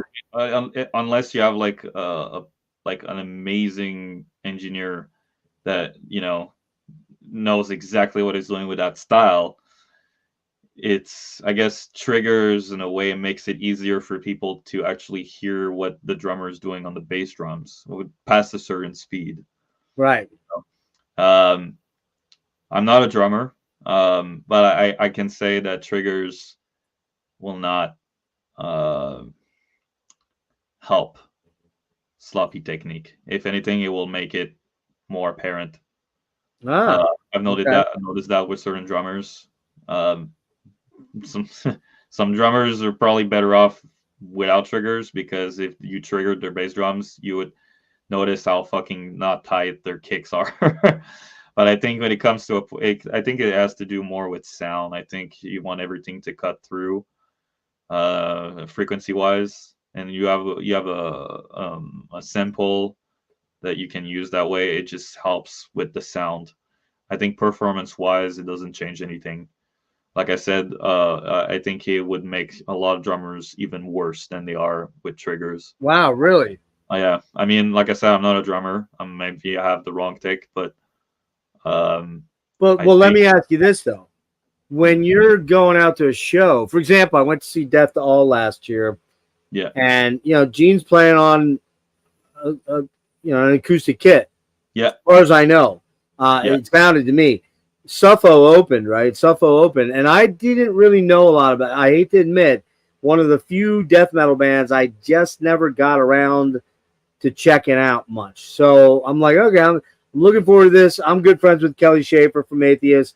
He's like, hey, tell Terrence, hello, and go talk to him and get him on the show and blah, blah, blah. And I was kind of stoked because, Terrence has that cool right hand, man. He's just got a really great playing style. I really enjoyed the show, but man, the drum sound just kept fucking aggravating me, man. I'm like, God damn it. It's just that. It's like a fucking, it's like listening to a fucking machine gun going off. Yeah. And I'm like, what the fuck? Like, why don't I get it? Like, everybody else loves it, but I can't stand it. And when you go to a show, what do you prefer to hear? Or are you looking at it from the perspective of, okay, I'm going to see Rush. I want to hear, well, you don't hear Neil Peart. Sorry. You know what I'm saying? Like, you go to see Voivod, man. Away's like he's on the verge of out of control, but he's so good, right? He's a punk drummer in a tech metal or a tech-ish metal band or a prog tech band. But I heard the Suffo guy. I'm like, man, this drives me fucking crazy. Like I Mhm. just get aggravated by it. What am I missing, or what? And what do you prefer? Like, just curious. Well, I think triggers have their place. In my opinion, they make sense within certain subgenres. If I went to see like an older death metal band, um, I prefer that they didn't have triggers. I think with the same with black metal, I prefer that there's no triggers. I think sound wise, it makes more sense to not have it because of the frequencies. But I think with a band, a more modern sounding band, where the level of complexity of the music demands that you Preciseness. to get the most out of the experience, you hear more of what is actually played. I think Okay. triggers help with that. So I think I guess if I don't go to tech dead shows, but if I go to a tech dead show, I think I would prefer probably hear a triggered bass drum just so it cuts through. With certain bands that the music is slower and less complex and less busy, I don't think triggers make sense frequency wise. Like some doom bands, like for example the Disembowelment album, I like the triggers sound because it sounds so massive. But usually with extreme doom, I prefer to not have Yeah. triggers. You know, if you boil down to my own preferences with my bands, you know, Chthe'ilist doesn't have triggers. I prefer it that way. I think it sounds better that way. Um, um, I think, Atramentus is acoustic drums, right? yes, it is. It is. I'm trying to think. Zealotry, I think actually didn't have triggers except on that album you mentioned, maybe. Um, Seeing that album doesn't, it sounds very natural to me, which it is does. It does kind of sound. weird. But for But you can, example, Phil, the Equipoise album, oh my god, I was like, God, I cannot get through this album. The music's great, but the drums are driving me insane.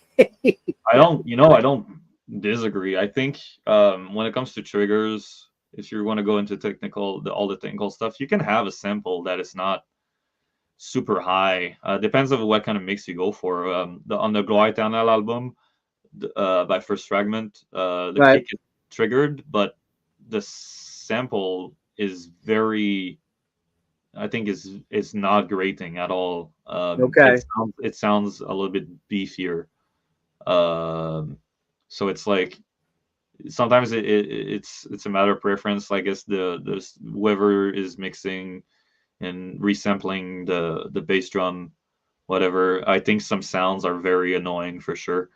I think you can have triggers and not have them sound annoying. It just sounds like a fucking woodpecker. Yeah, I mean, It's like weird. I fully agree. I don't think that bass drum on that album sounds good. So Yeah. I'm trying You to were think. just a hired hand on that. You were just what was the deal on the Equipoise album? Oh, There's some very beautiful melodies, and I think you do some of the synth interludes and things like no, that. I did the leads in well, not all of them, but I did guitar solos and classical guitars. But my involvement, I didn't write the music. Okay. Nick is kind of is he's a crazy like genius guy that like wrote this album, and I think he rewrote the album many times. Oh, really? Yeah, he put a lot of work into it. But I will say it's like yeah, I'm not a fan of the mix either. So it's like I don't. It's like it's fine, you know. I'm trying to think. Void Ceremony, you know, that's also non-triggered, completely unedited, whatever you want to call it. Like honestly, most of the stuff I've done was not really triggered. Well, actually, let's do this just in the interest of not keeping you here for 14 hours. I'm going to show a couple of things I own of yours. Yeah. This would be the Atramentus, Stygian. Help me out. Yeah. Stygian, just Stygian. Mm-hmm. Okay. This is a fucking beautiful album, dude. I love this album. It's by far. I love Chthe'ilist too. I love the full album. I don't have it. It's hard to find right now. It's kind of pricey. Yeah. Is that ever going to be reissued? Do you know? Yeah. Yeah, we're definitely gonna do a vinyl reissue. It's cool. It needs it because both, especially given the fact that both albums, the Chthe'ilist and Atramentus one, they're kind of tied, like Together. on a lower level, like lyrically. So it's good to have both albums in circulation. Yeah. That's a band I formed early too, like into 2012. I was like Chthe'ilist, was I want to make something that's completely different. So I was like, fuck blast beats. I want to make the slowest album possible. And this is a very slow album, but I tell you what's great about this album, man. It's so atmospheric. It's so weirdly romantic in a strange way, if that makes any sense. Like, it just is very emotionally heavy. And I don't know what you're singing on it, because I'm not one of those guys that stares at lyrics, to be honest with you, at this stage. But it just feels, the vocals feel so world weary and emotionally draining in a lot of ways. Like, it's just a beautiful album, man. It's my favorite non-worm stuff that you've done, and I gotta, as always, man, the guys down there do fucking amazing work. This is the blue gold thing. It's just gorgeous looking at $20. Talk a little bit about this one real quick. Just any thoughts that hit you? Well, honestly, like I told you, it was like one of those albums that just was coming to life very spontaneously. Like I said, I wanted to once again do something different from what I was hearing in my scene at the time. So I was like, wanted to make something really, really slow, but the actual content in it, the melodies and everything, it came to me very spontaneously. Just picking up my guitar, come out with like just the simplest things possible, and then building up on top of it. Layering everything, layering. Yeah. Hey, Phil, your eyes are cut, like top of your head's cut off. Oh, sorry. There you go. Sorry about that. I was just seeing from here up.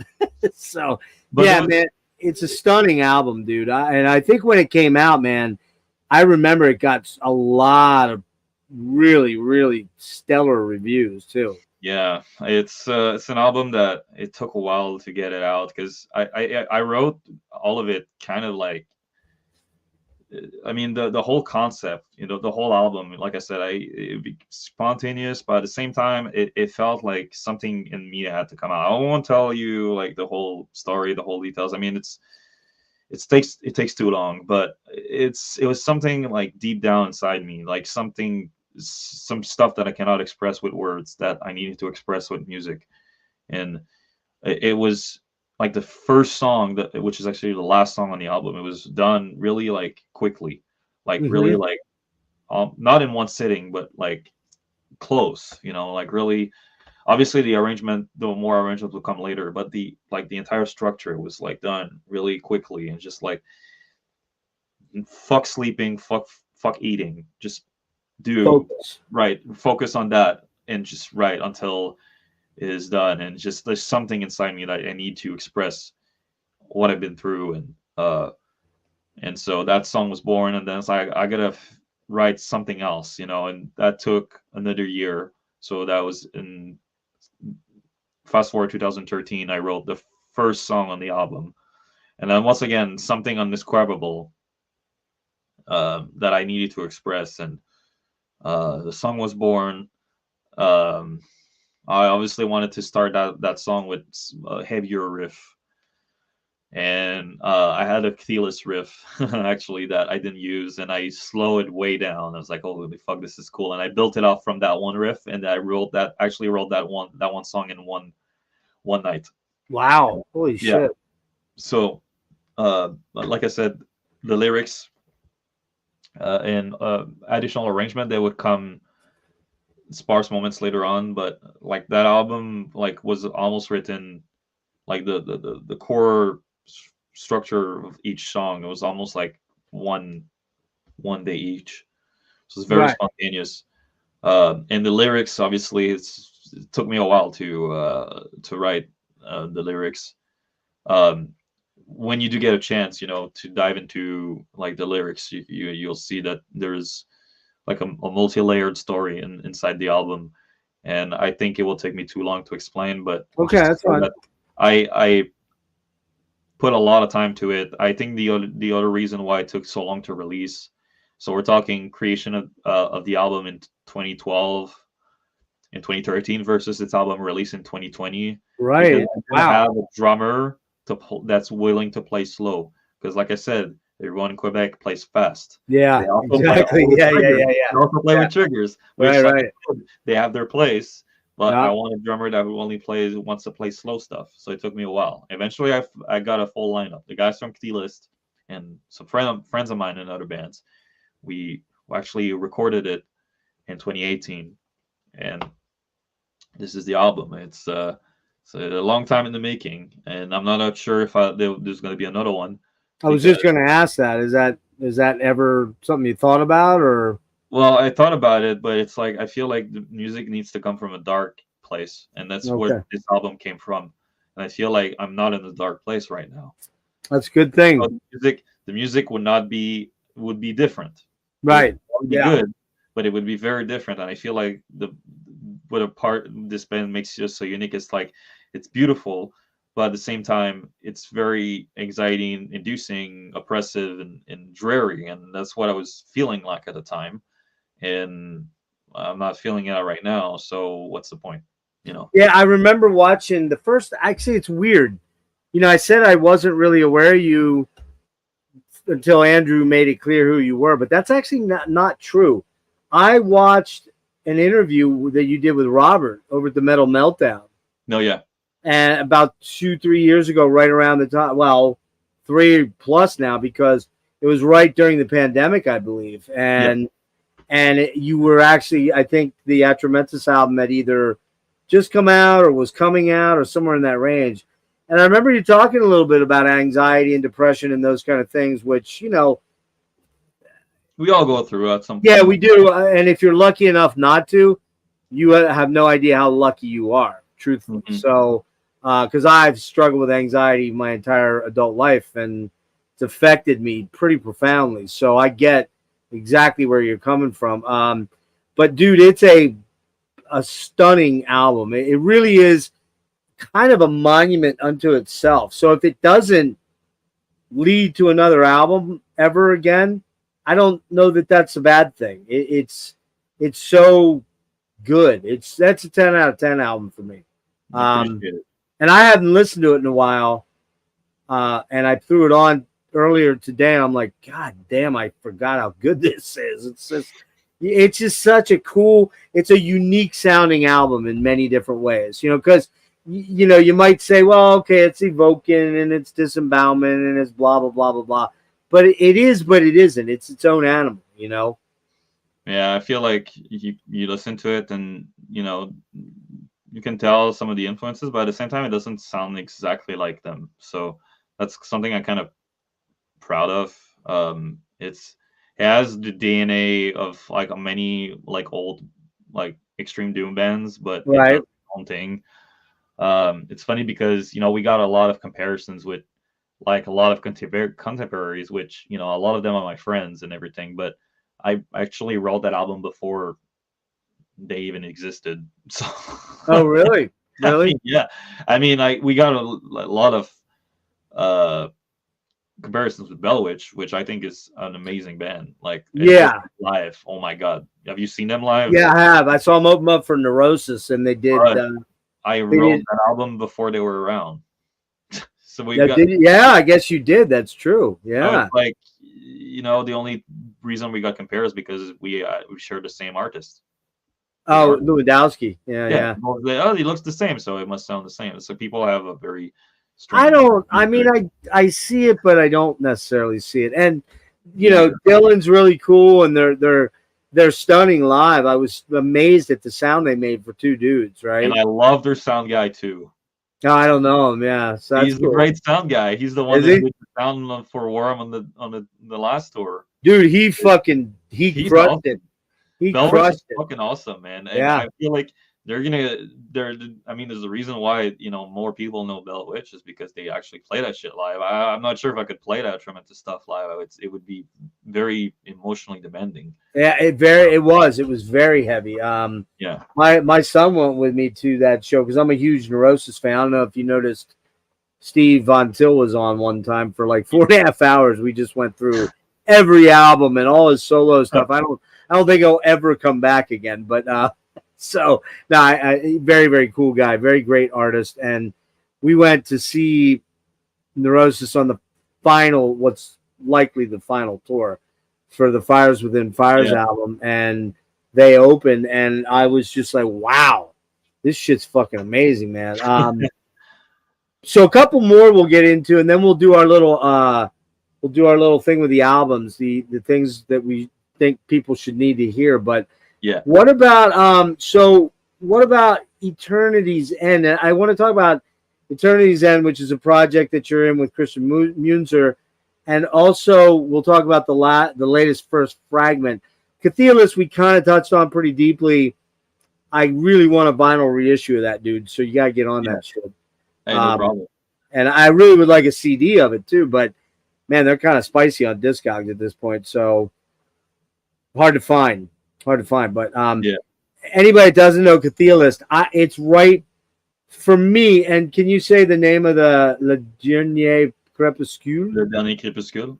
Okay, what's that mean? The last twilight, the last sunset, the last, whatever you want to say it. Okay. It's very, I mean, like I said, it's connected to Atramentus lore-wise, so there's always a post-apocalyptic, like alternate world setting to both of these albums. There's always like some kind of like feeling of impending doom when listening. Okay. Oh yeah, for sure. So it's connected, But there's some cool on the Chthe'ilist. There's some cool. I hear some pretty progressive moments, especially on the last track. Oh yeah, it's very prog rocky in a dark, dank, fucked up sort of way. I guess is the best way I can put it, right? Well, the last song I feel like is my own take of what if you mix death metal, black metal, doom metal, and a little bit of shred, and but with a lot of layering. So I took so what the work that I've done with first Fragment, with Zealotry, with Serocs, it gave me the chops to be able to do that with Chthe'ilist. Obviously Chthe'ilist, the music is not as hyperactive as these bands, but it gave me some sort of foundation in which I could pull this stuff and also write it. And so it ended up having a different feel from these other songs on the album, where you have like almost 3 guitars going at the same time, like half, sometimes 4 guitars in that one song. And I feel like that kind of gives you a glimpse of what Chthe'ilist will end up doing when we do actually make a follow-up. It's still a far away, but a follow-up Chthe'ilist album is more likely than a Atramentus album at this point. Okay. So it gives a glimpse of what I will do eventually, which is, like I said, death, black, and doom metal with crazy guitars. I do want to write another album that's more on the filthier side of death metal, but I also want to write something that's crazy like that song, but make it an entire album out of this. You can say there's progressive elements to it, but I wasn't really consciously going for that. I think it's because of the musical language I developed over the years.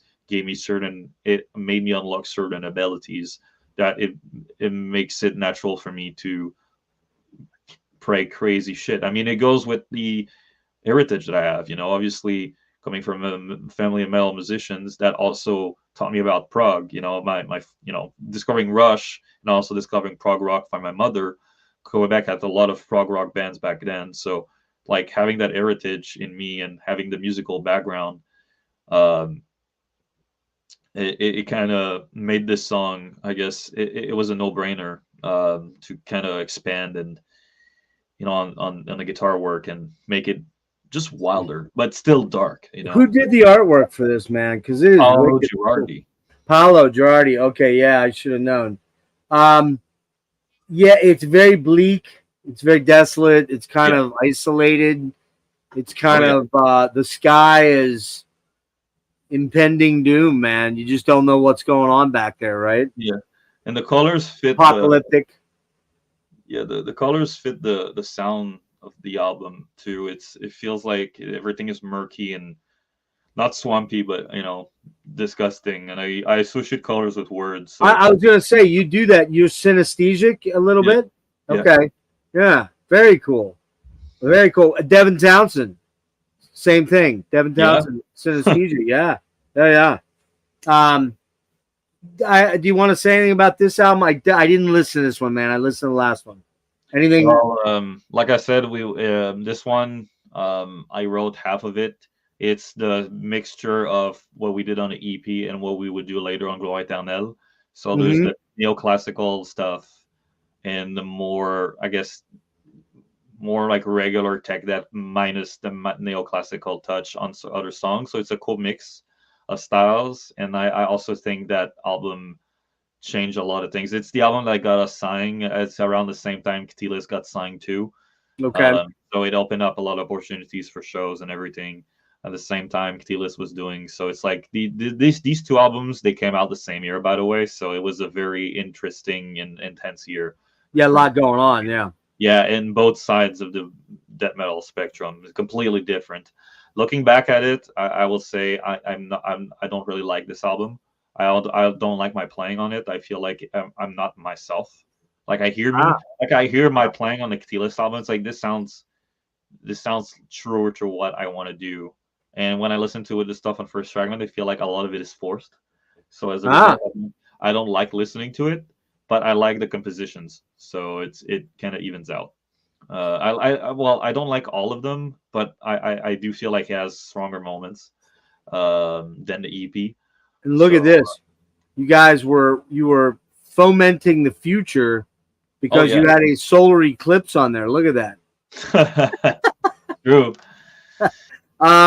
And this was the Zealotry album, man. I gotta say, this one was a surprise for me because I was like, is it gonna be more tech death? Because I struggle with that a little bit. I appreciate the musicianship a lot as a guitar player. As a writer myself, it's not what I would ever write because I don't play that way. It's not that kind of style for me. Sure. But this is a very interesting album that I'm going to hunt down and grab a copy of. And here's is this the demo? It's an EP. No, that's an EP. Okay. If I can make a suggestion with Zealotry, check out the album before that one you showed. So this one? It came out the same year as Chthe'ilist and First Fragment. Actually, it was slightly overshadowed by these two releases because it came out between them. Okay. But that one is very cool, and I think the sound is more evil and rawer than it kind of sounds like in a way Chthe'ilist's evil twin. Okay. But it's more up tempo. No, it's actually slower. Really? At certain times, yeah. There's more doom elements in that one than other Zealotry albums and even the Chthe'ilist album. I contributed to it. That album I actually recorded in 2 sessions by sight reading all the parts because there's so much counterpoint I could not. Holy shit, dude! So I put the sheets and I just sight read everything while recording. It's a really crazy album. It's tough to digest because the production is a little bit rawer, but the music is super complex, so it's tough to make out everything. But I think that's probably the strongest Zealotry album, and like I said, it's kind of like a strange evil twin to the Chthe'ilist album. They kind of both, I think they can both be listened to back to back, and you're still kind of in the same vibe. I'll definitely check that out then because I rate the full length Chthe'ilist up there right at the top. Is Paolo Giardi again? I forget his name. I do prefer the Chthe'ilist album because obviously I played almost everything on it, so I'm biased. Okay. Like I think the only thing I didn't play on it was the drums and the second guitar, but Alex Lawn. Oh yeah, that's his name. Yeah, I guess I did write his name. It looks a little bit like Giardi, a little bit, slightly. Yeah. But it's a really interesting album that I recommend. 2016 was a really crazy year. A lot of shows, a lot of releases. And this is a band you were in or an internet band? Well, both. I was with this band for a number of years.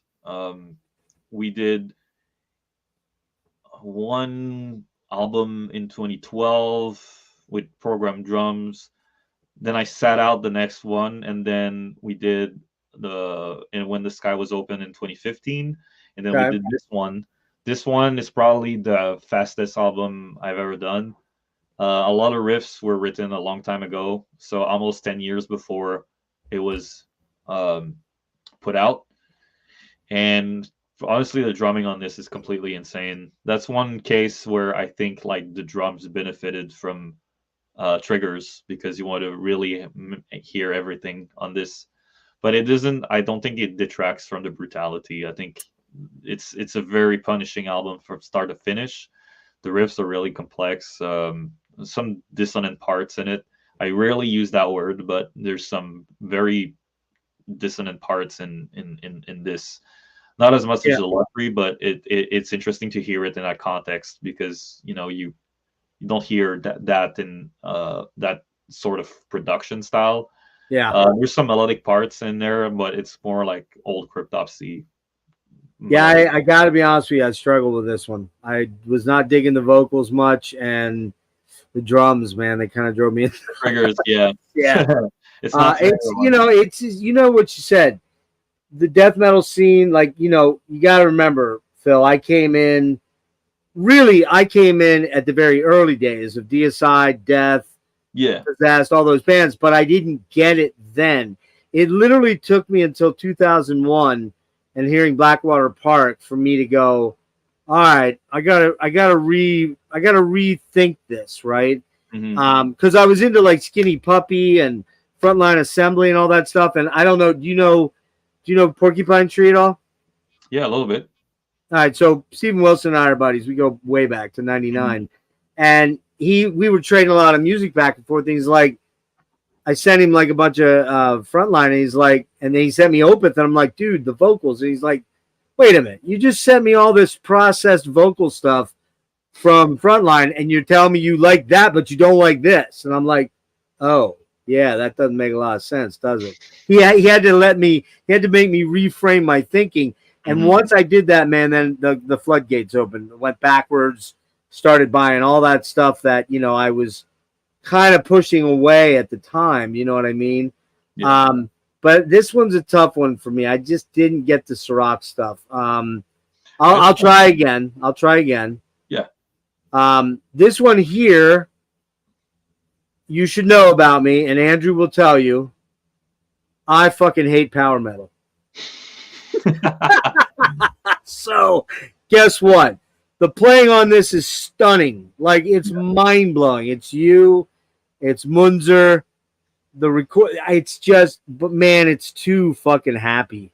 Yeah, it's I mean, it's too bouncy and. Yeah. Go ahead. It's not for everybody, but that's the point. This album was like so important for me because spent so much time playing extreme metal. Well, at the start of my career, all I wanted to do was make heavy metal and power metal. Right. So when Chris Musner asked me to join the band, that was my opportunity to not just play in a band like this, but also write. I wrote half of this record, and I wrote a lot of the lyrics, and we wanted to make the most triumphant, most uplifting music, complete opposite as what I would do with Atramentus. Atramentus, yeah. You express a completely different aspect, and I feel like, power metals, it's not for everybody, but it is. I mean, I do love Keeper of the Seven Keys, 1 and 2. I like a little bit of Halloween Walls. I kind of like. I don't love it.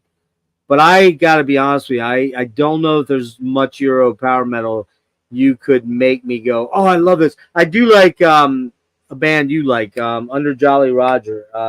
Running Wild.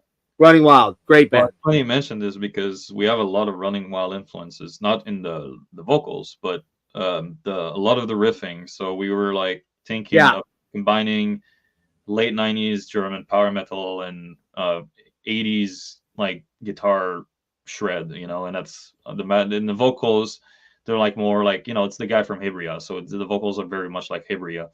Yeah. And, you know, make the chorus more over the top than what Running Wild would do, obviously. But a lot of the riffs, you know, if you revisit it, you know. Oh yeah, no, it's good. I like that part of it. I will say it's probably the vocals that I struggle with a little bit. And, you know, everybody, I have a friend he is just absolutely gobsmack in love with Lost Horizon. Oh, and I appreciate it, but it's not something I would listen to much. I'm like, maybe I'm just a miserable fucking bitch. I don't know, but you know what I mean? Like, I don't know, but I don't. Sure, man. Yeah, it could be. Maybe I'm just eternally miserable. Yeah, it's not your thing, man. I'm really proud of this record. Honestly, it does. Like, everyone who is into that, they will tell me, man, I when I listen to that record, I feel good. I feel like alive. I feel like driving a car down the highway at 200 miles per hour. It's like, oh, that's on the Autobahn, right? Yeah. That's exactly what we strove for in this album. And sadly, that was my only album with them, but I still listen to it and I still really, really enjoy it. I think that one and the Chthe'ilist album and the Atramentus album is some of my favorite work, because it does exactly what it needs to do. Yeah. I'm kind of curious, though, the fact that you've worked with Christian and Hannes. I'm surprised. Like, did they ever approach you about doing Alkaloid, or did they already have that formed with other guys? Yeah, it was already. Yeah. Because I got to be honest with you, I do love Alkaloid. I love the last two albums, man. The first one, the Grimoire, I don't really know. It's hard to find. It's super expensive. All right, we'll hit on a couple others here real quick, and then we'll play the game and get out of here. So first Fragment, the latest album comes out 21. It was 21. Yeah, and what's that? Glory Eternal, I guess, right? Oh, Eternal, yeah. Yeah. What can you tell us about that? Love that artwork. Very cool artwork. It's the most over-the-top album ever made. And it's crazy over top, yes. I will die on this hill. No one will ever do an album as over the top as this, because we're nuts, and no one is as nuts as we are. You might actually have a point. I think you're being serious. I'm not saying we're better. I got you. I'm just saying this is the most over the top album. There's more bass solos on this album than any. I was just gonna say, man, the fretless bass work on here is fantastic. It's really cool. And the bass is really in your face, right? Yeah. I don't think, you know, if I do make another First Fragment album, it's going to be really crazy, but it will not be over the edge as this one, because this one is like, it really pushed us to beyond our limit. Everyone in the band, everyone was going through some really tough shit. We all worked our asses off. I almost recorded the album 3 times. I did all the guitars. Wow. Except Nick's solos. It really pushed me to another level, but also at the same time, it really might have shaved a few years off my life, to be honest, because it was just so draining. How long did you work on it? A long time. And like I said, it's the amount of work on it. You have no idea. I was still listening to it the other day. It's like, how the fuck did we do this? I kind of do, though, because it's so layered.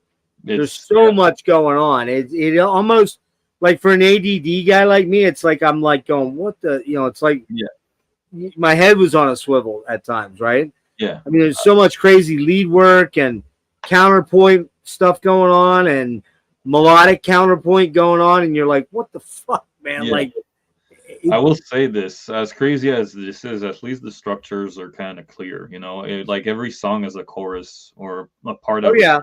So it's like, at least there's that, you know, there's a lot of stuff that you can probably make a even crazier album, but would it have a sense of structure? Maybe not, you know. I feel like the album, as crazy as it is, at least it has a sense of structure. And I think that's maybe why a lot of people started paying attention to us from that release. I feel a lot of guys into like power metal and prog were not into tech debt. They started paying attention to us when we released that album.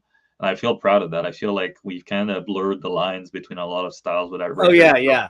That's what I got to say. I think that record is a monumental piece of work and blurred the lines between a lot of styles, and it I think unified a lot of scenes. I think it's a shame that unfortunately I don't think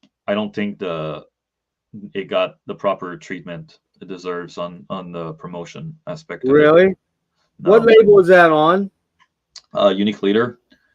Where are they out of? US and UK. We sung with them, and they helped us a lot, but I think that label has too many bands, and I feel like when it comes to promotion, when we did the tours promoting the album, they didn't even promote the tours we were doing. So it's I will not talk a bit about it too much because that's a can of worms I don't want to open. But okay, that album, as crazy and monumental as it was, I think the process of like the release, it kind of leaves to be desired. So you wrote all the music on this, other than the solos for the one guy. Except 2 songs that I co-wrote. These were actually old songs written by Gabriel that I reworked. Oh, okay. Even though he's not in the band anymore, he still has his place in the band. Okay. So we're still in touch and everything. And I asked, hey, there's still room. Do you mind if I just take 2 of your old songs and I just let me rework them, right, and put my riffs in it so it fits the rest of my songs? So it was like, yeah, dude, that's fine. He's so busy with other stuff right now that he doesn't really have time to play in a touring band. Right. Which First Fragment is now. We went from a bedroom band to a full-on touring band. So not everyone has that. It asks a lot of people, so. Being on the road, man, this. You're a road dog, you said, but there are people that they can't hack it. It's not for them, and I get that, man. I probably would be one of those guys. I don't know, particularly now in my life now, but early days, I don't know if I could have, people get on my nerves easily, so I probably would have been a real bitch to be around, as things moved on. So, is the touring band that you went out with in November, is that the lineup that was on the album or no? Well, it's the whole lineup on the album is we did 3 tours to promote the album, a long Canadian one and 2 very long US and Canadian ones. And it's the lineup from the album minus the vocalist.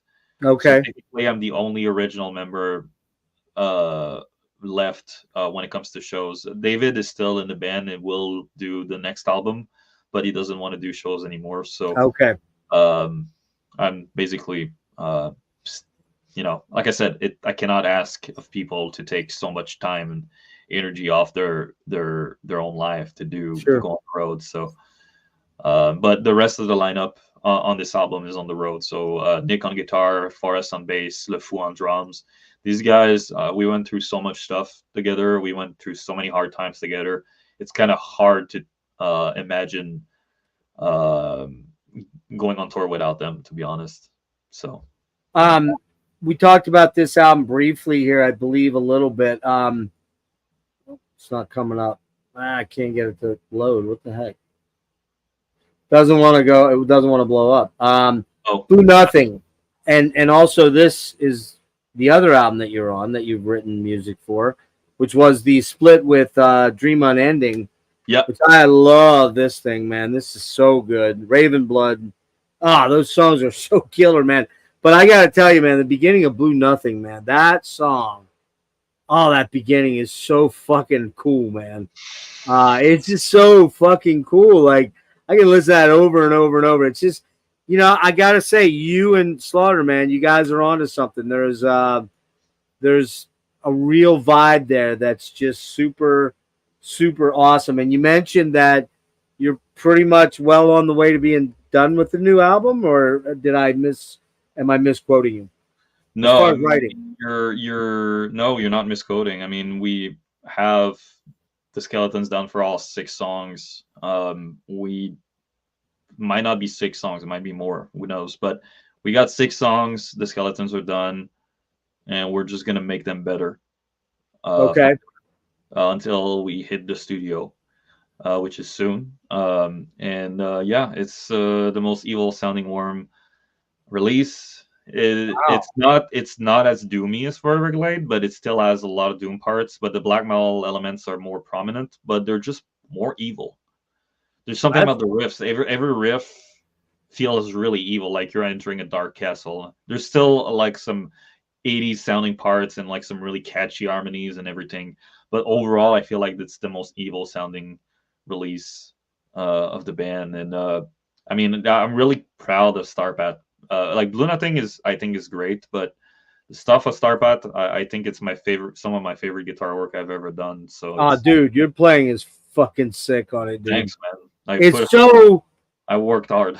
you really have a cool tone. I don't know what you're doing. You probably don't want to give a little bit of the secrets away about what the tonalities you're using and the effects that you're using to get those tonalities, but they're very unique, man. I mean, I can't really think of. I'm trying to think. I've been using the same delay effect for years. I throw in a doubler sometimes to give a chorusy feel. I've had Right. that since the old first Fragment demo days, but with different iterations every time because I always work with different engineers. But like I've always kind of have the same consistent effects on one recording to another. But as far as the tone on this one, on Blue Nothing, it was just a PV. The rhythm Really? guitar, it was a mix of different tube amps. What, a 5150 or what? Yeah, well, for the solos, it was a 5152. No, actually, it was a 6505. Well, it's the same thing. Yeah. The rhythms, it was like, I think it was a mixture of like 2 different amps. We blended it for the rhythm guitars. And then the same thing was done for the rhythms on Starpat. The leads on Starpat, however, it's all it's special sauce. You know, it's not. Yeah, I was gonna say, don't give that away. I get it. It's special sauce. It's not a 6505, but it's the same kind of effects that I've used. The producer, what was his name? Stevie D. DVD. Man, just He's killed awesome. it on this mix, man, and the production's incredible. I do want to work with him again with my newer band, which is like a epic doom band. You probably will not like the vocals because it's going to be epic doom with power metal vocals. But I want to work with him again for this if it permits us to, if time permits us, that is. Hold on, everybody. We just got an exclusive from Phil. He's created a new band. I know it's hard to believe, but Phil has created a new band. Yeah, I mean it's been going on for a while. I mean I'm kidding. I'm recording the album as we speak right now. Oh, okay, cool. Yeah. Locally up there, I assume, right? Yeah, we're just we actually already have a label and album is all written. It's been recorded. I just got to find a vocalist. I got 2 strong candidates, actually 3 strong candidates. So in the next few months we'll figure it out and unveil. Are they people that people would know, or are they not people would know? No, all fairly unknown vocalists, but I'm looking for vocalists that can sing as high as like Eric Adams from Manowar. Oh shit! The music is a mix between Solitude Eternus and Kennel Mass, but you mix that with early Manowar and Fate's Warning, the early Fate's Warning. Wow. It's what I call power doom. So I hope that when we do get the album done, we can mix it with Stevie D because he will give us a really 80s sounding drum sound. But right, he might be very busy, or maybe maybe he doesn't want to do a lot of metal anymore. But we'll see how it goes. Where's he at? Jersey? Yeah, Jersey. I've done the Funebrarum album with him that never got released 5 years ago. Okay.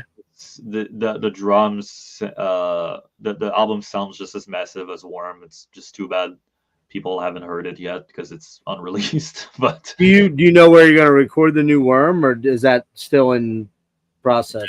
it's still, yeah. I mean, we Yeah. know where the drums and guitars are going to be recorded, but the mix we don't know yet. Okay. All Yeah. right.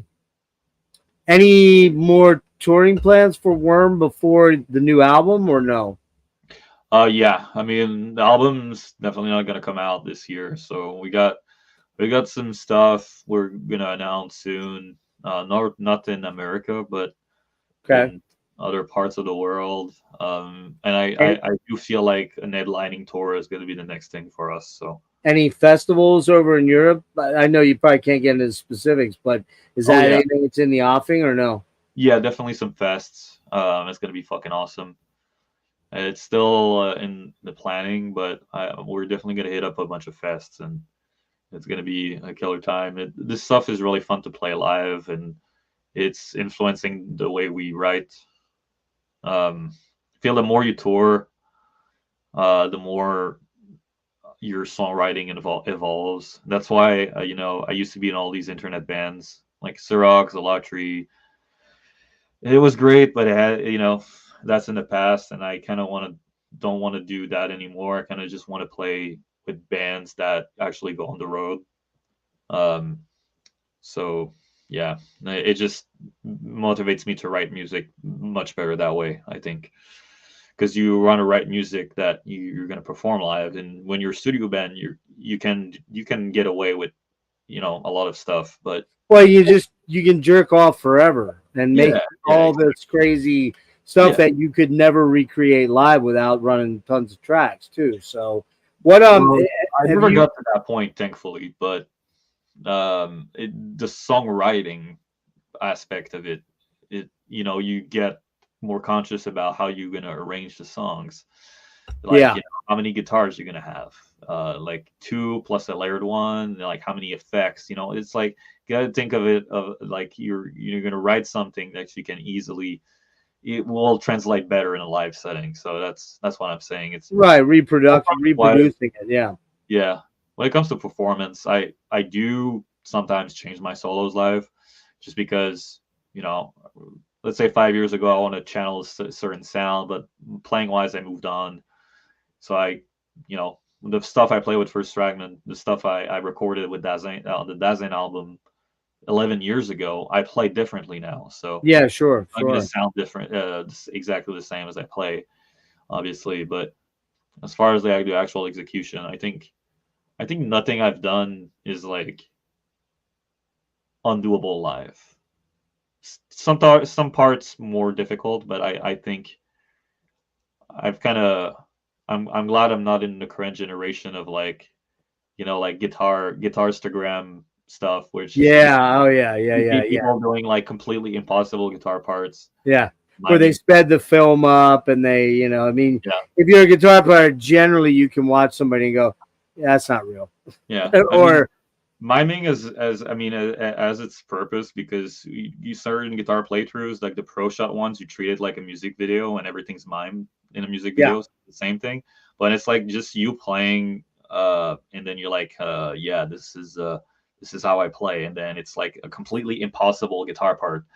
Right. Like, the music's cool if you can actually play that. That's cool too, but it doesn't attract my attention. It's not really. I want to go see a band play live, and exactly. I don't care. I'll never forget way back when, and laughable now because I would never go see these guys for all the money in the world. But Motley Crue, 1985, Theater of Pain.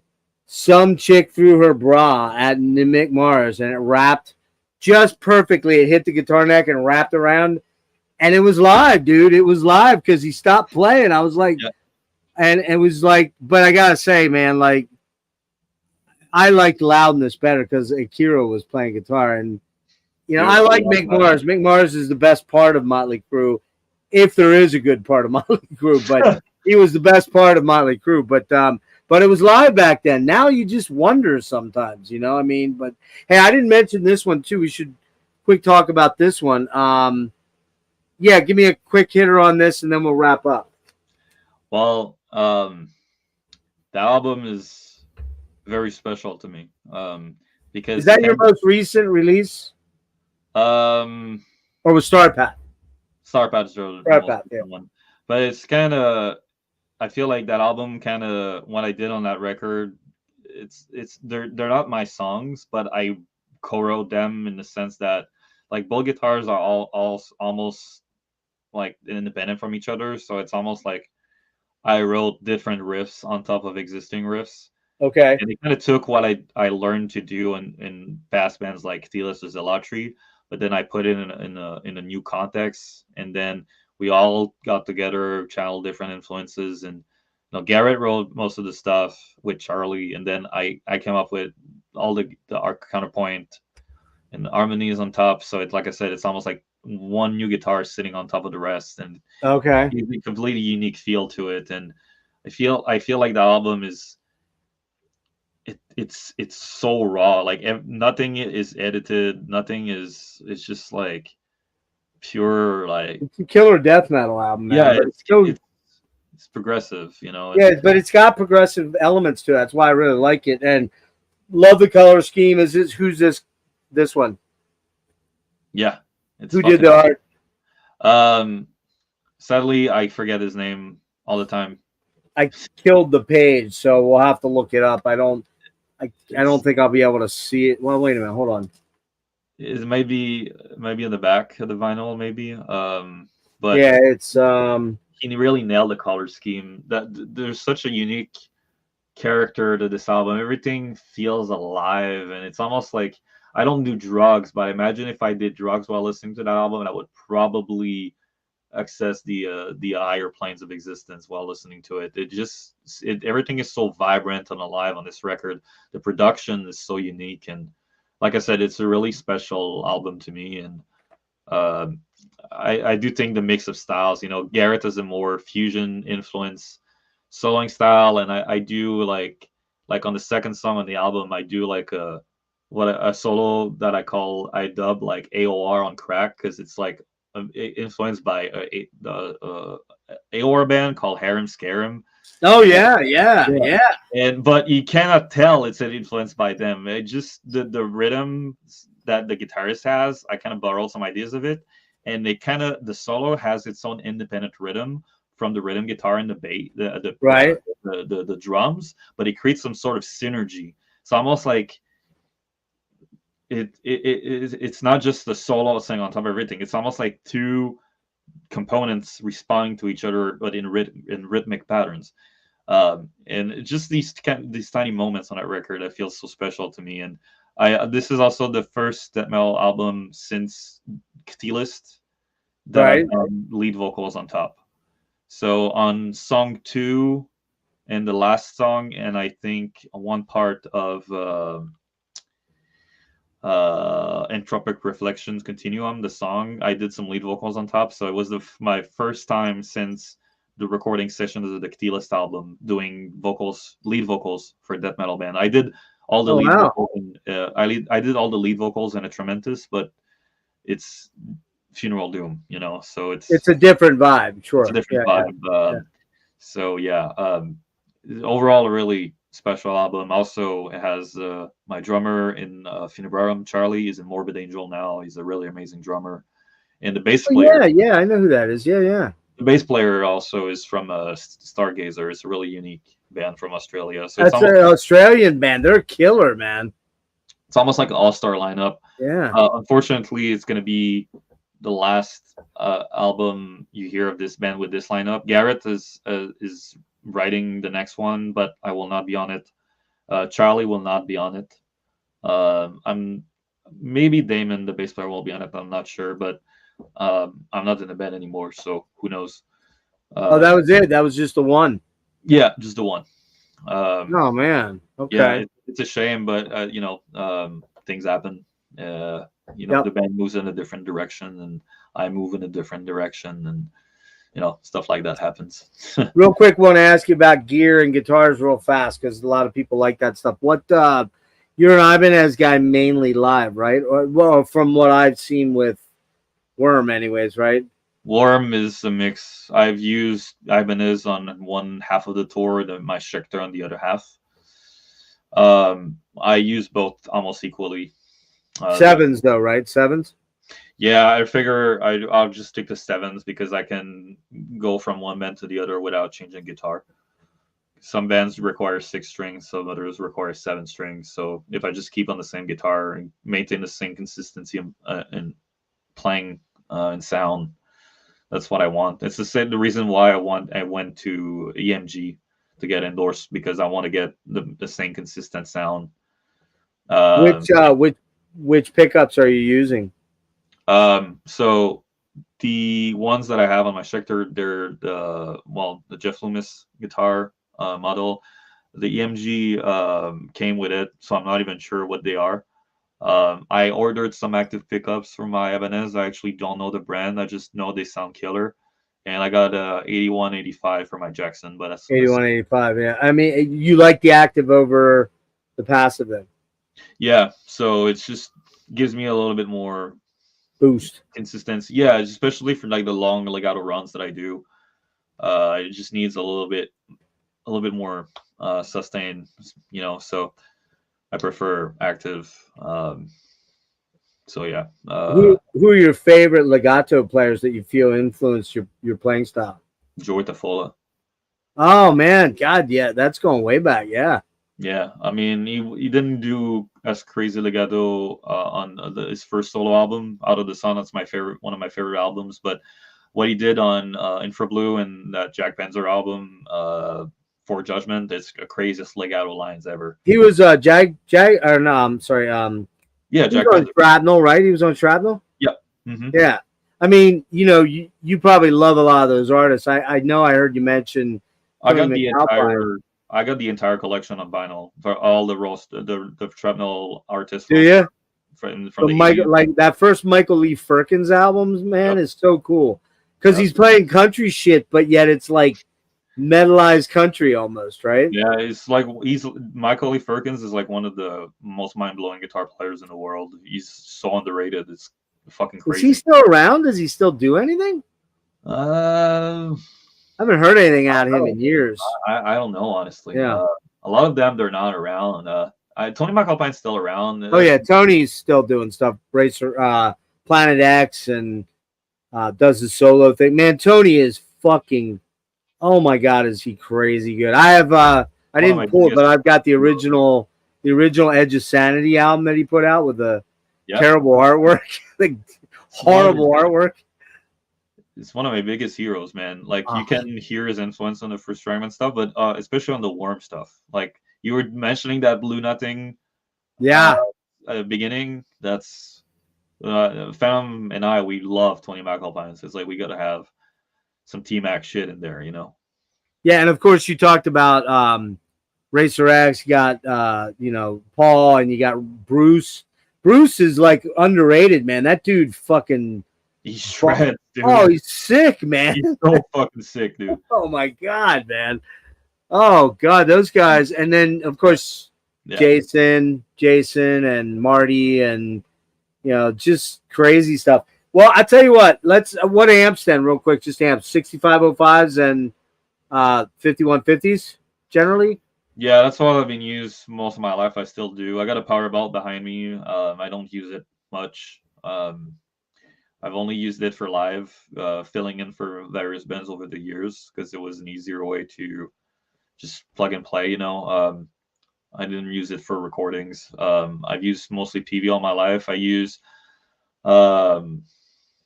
XFX. I got 2 XFX and 2 Crown power amps, so that makes things really easy for traveling overseas and maintaining consistent sound. And I also will say the XFX in my rack unit survive a van crash, so I think these things are very good. I don't think you have the Axe 3 or which Axe you have? The 2 original XFX 2 and the Mark 2. Pretty solid shit. Really cool.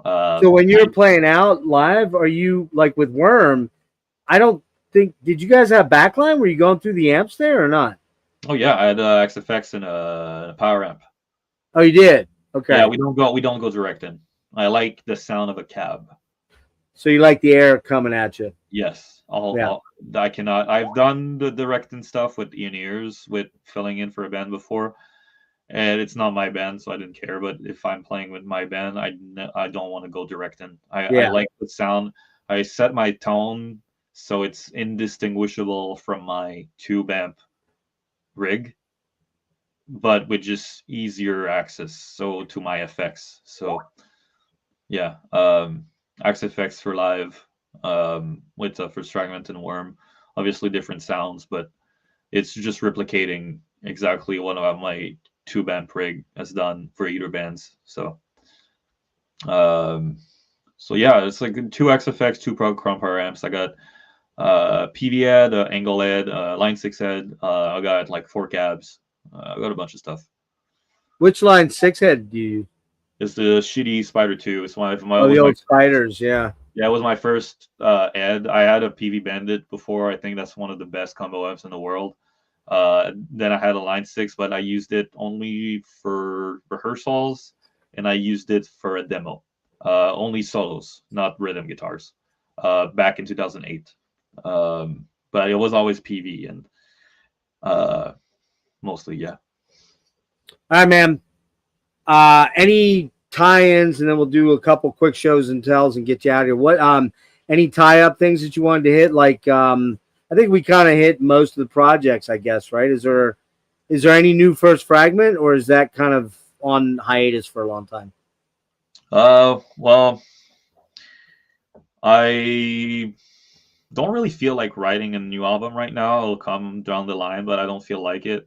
I'm focusing on that Epic Doom album that I mentioned. It's the best stuff I've ever written personally, and wow, I want to hit it hard. You know, when we put it out, you know, I want to hit the road, hit some fests. When do you anticipate that happening? Probably next year or in 2 years. So you don't want to drop a name. You're keeping that close to the vest. Yeah. So obviously that you know, co-writing the new Worm album. Right. I got another album I want to write down the road, which is what would have been the third Eternity's End album. So it's the continuation of the album I played on, but it's going to be much later down the line, in the future. And I also want to write some new Chthe'ilist stuff. I've written some stuff over the years, but I felt like it wasn't really necessary to pursue it because the current state of that style of death metal has kind of bummed me out. And so I feel like putting out another record, it doesn't add anything to it because it's so saturated right now. So I'm thinking if I'm putting out something with that band, I have to really reinvent the style of the band, or maybe not reinvent the style, but just make sure it's as unique as I can make it to be, like as unique as that Epic Doom album I'm doing, which I can safely say sounds nothing out there. You know, Chthe'ilist, you can easily say it sounds like this and this and this, but I want to be able to write something in the death metal realm that I can say like it sounds like nothing out there. You know, and yeah. So it's like otherwise, I feel like we're in a saturated genre, and what's the point of putting out another record like that? You know? Yeah, If I put out another album like Le Dernier Crépuscule, it's like I could do it, but it's like there's no point. It's just we did it already. 1 and 2. Just did it already. You know, it's know how it goes, man. There's a lot of bands out there that cookie cut. They get into a formulaic sort of way of writing, and that's not a good thing, right? And it would take me a long time to formulate my thoughts in a way that makes more sense. But like I said, I think being a little bit saturated by death metal right now made me, I guess, reorient my creative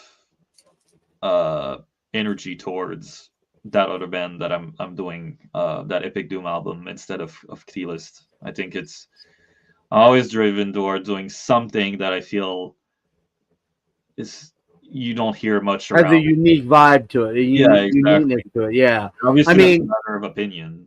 I mean, you know, too, and I'm sure you would agree with me. There was a time there, and I love Tumult, love Derek. What an awesome guy. Great dudes. but there for a while, like everybody's doing, and they switched away from it and caught a lot of shit for it, right? They're like, oh, now you guys think you're fucking cynic or something, right? But the thing is, it's like, if you just keep writing the same album over and over because it fits a formula that death metal fans in general are funny, man. They'll say something like, yeah, man, it sounds exactly like what you did before. And then you do a change, and it's like, well, it doesn't sound anything like what they used to sound like. You know, you're like, what the fuck, man? I fully agree with you, and I fully support Tumult and what they're doing right now, because they've done that whole like modern OSDM, whatever you want to call it. The Cavernous death metal, yeah. OSDM is so funny to me because it's there's no old school. It's death metal or it's not, you know. Yeah. That's why I don't say First Fragment is death metal. It's more neoclassical with blast beats. Death metal to me is dark, evil, raw, you know. But like the current wave right now, it's like, oh yeah, we're doing OSDM, but like every band sounds the same. And I guess Tumult is like, well, if we do another record like that, we're just gonna stagnate, and it just add something to an already stagnated thing. So they did change their sound, and I think that's fucking awesome. Yeah, cool. But I think what's even cooler is that they went like they just said, you know, we don't want to contribute to that stagnation. We want to do something different, and even if it sacrifices part of our fan base, then so be it. So they have they already had my respect before, but they have grown so much in my like in my eyes, like they've gained so much respect just by doing that. Yeah, and Derek's really becoming quite a player, man. That guy, really upping his game, working hard to get better and better at his craft, right? That's exactly the kind of musicians that I want to associate with. Yeah. Well, people. All right, man. Yeah. Let's pull out some weird shit, or maybe not so weird shit. I'm going to start with a picture with my first one, because I have this CD somewhere, but I can't find it, and I'll be really interested to know if you've ever heard of this band.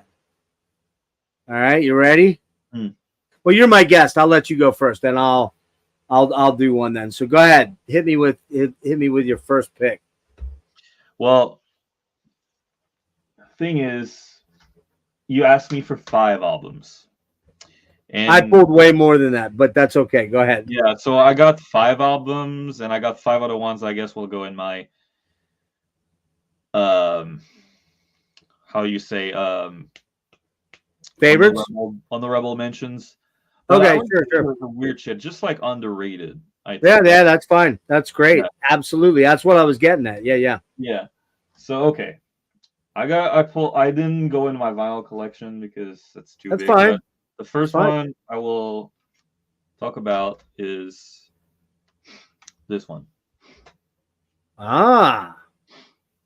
So we were talking about, at the beginning, we were talking about Rush and Prague and whatever. Mm-hmm. This band is like a bastard child between Rush and Psychotic Waltz and Fates Warning. And it's a power fucking trio. So the guitar is doing the vocals, and it blows my mind. Like, how the fuck do you play riffs like that and sing like that? It's just, I don't recognize that name. What year is that album? 92, 93. And where are they from? Do you remember? Pretty sure they're from California. Okay. Yeah, man, really underrated, really obscure band. Really, like I said, prog metal in the vein of Psychotic Waltz. Gets a little Watchtowery at times. It's not as flashy as Watchtower, but there's some pretty crazy parts in there.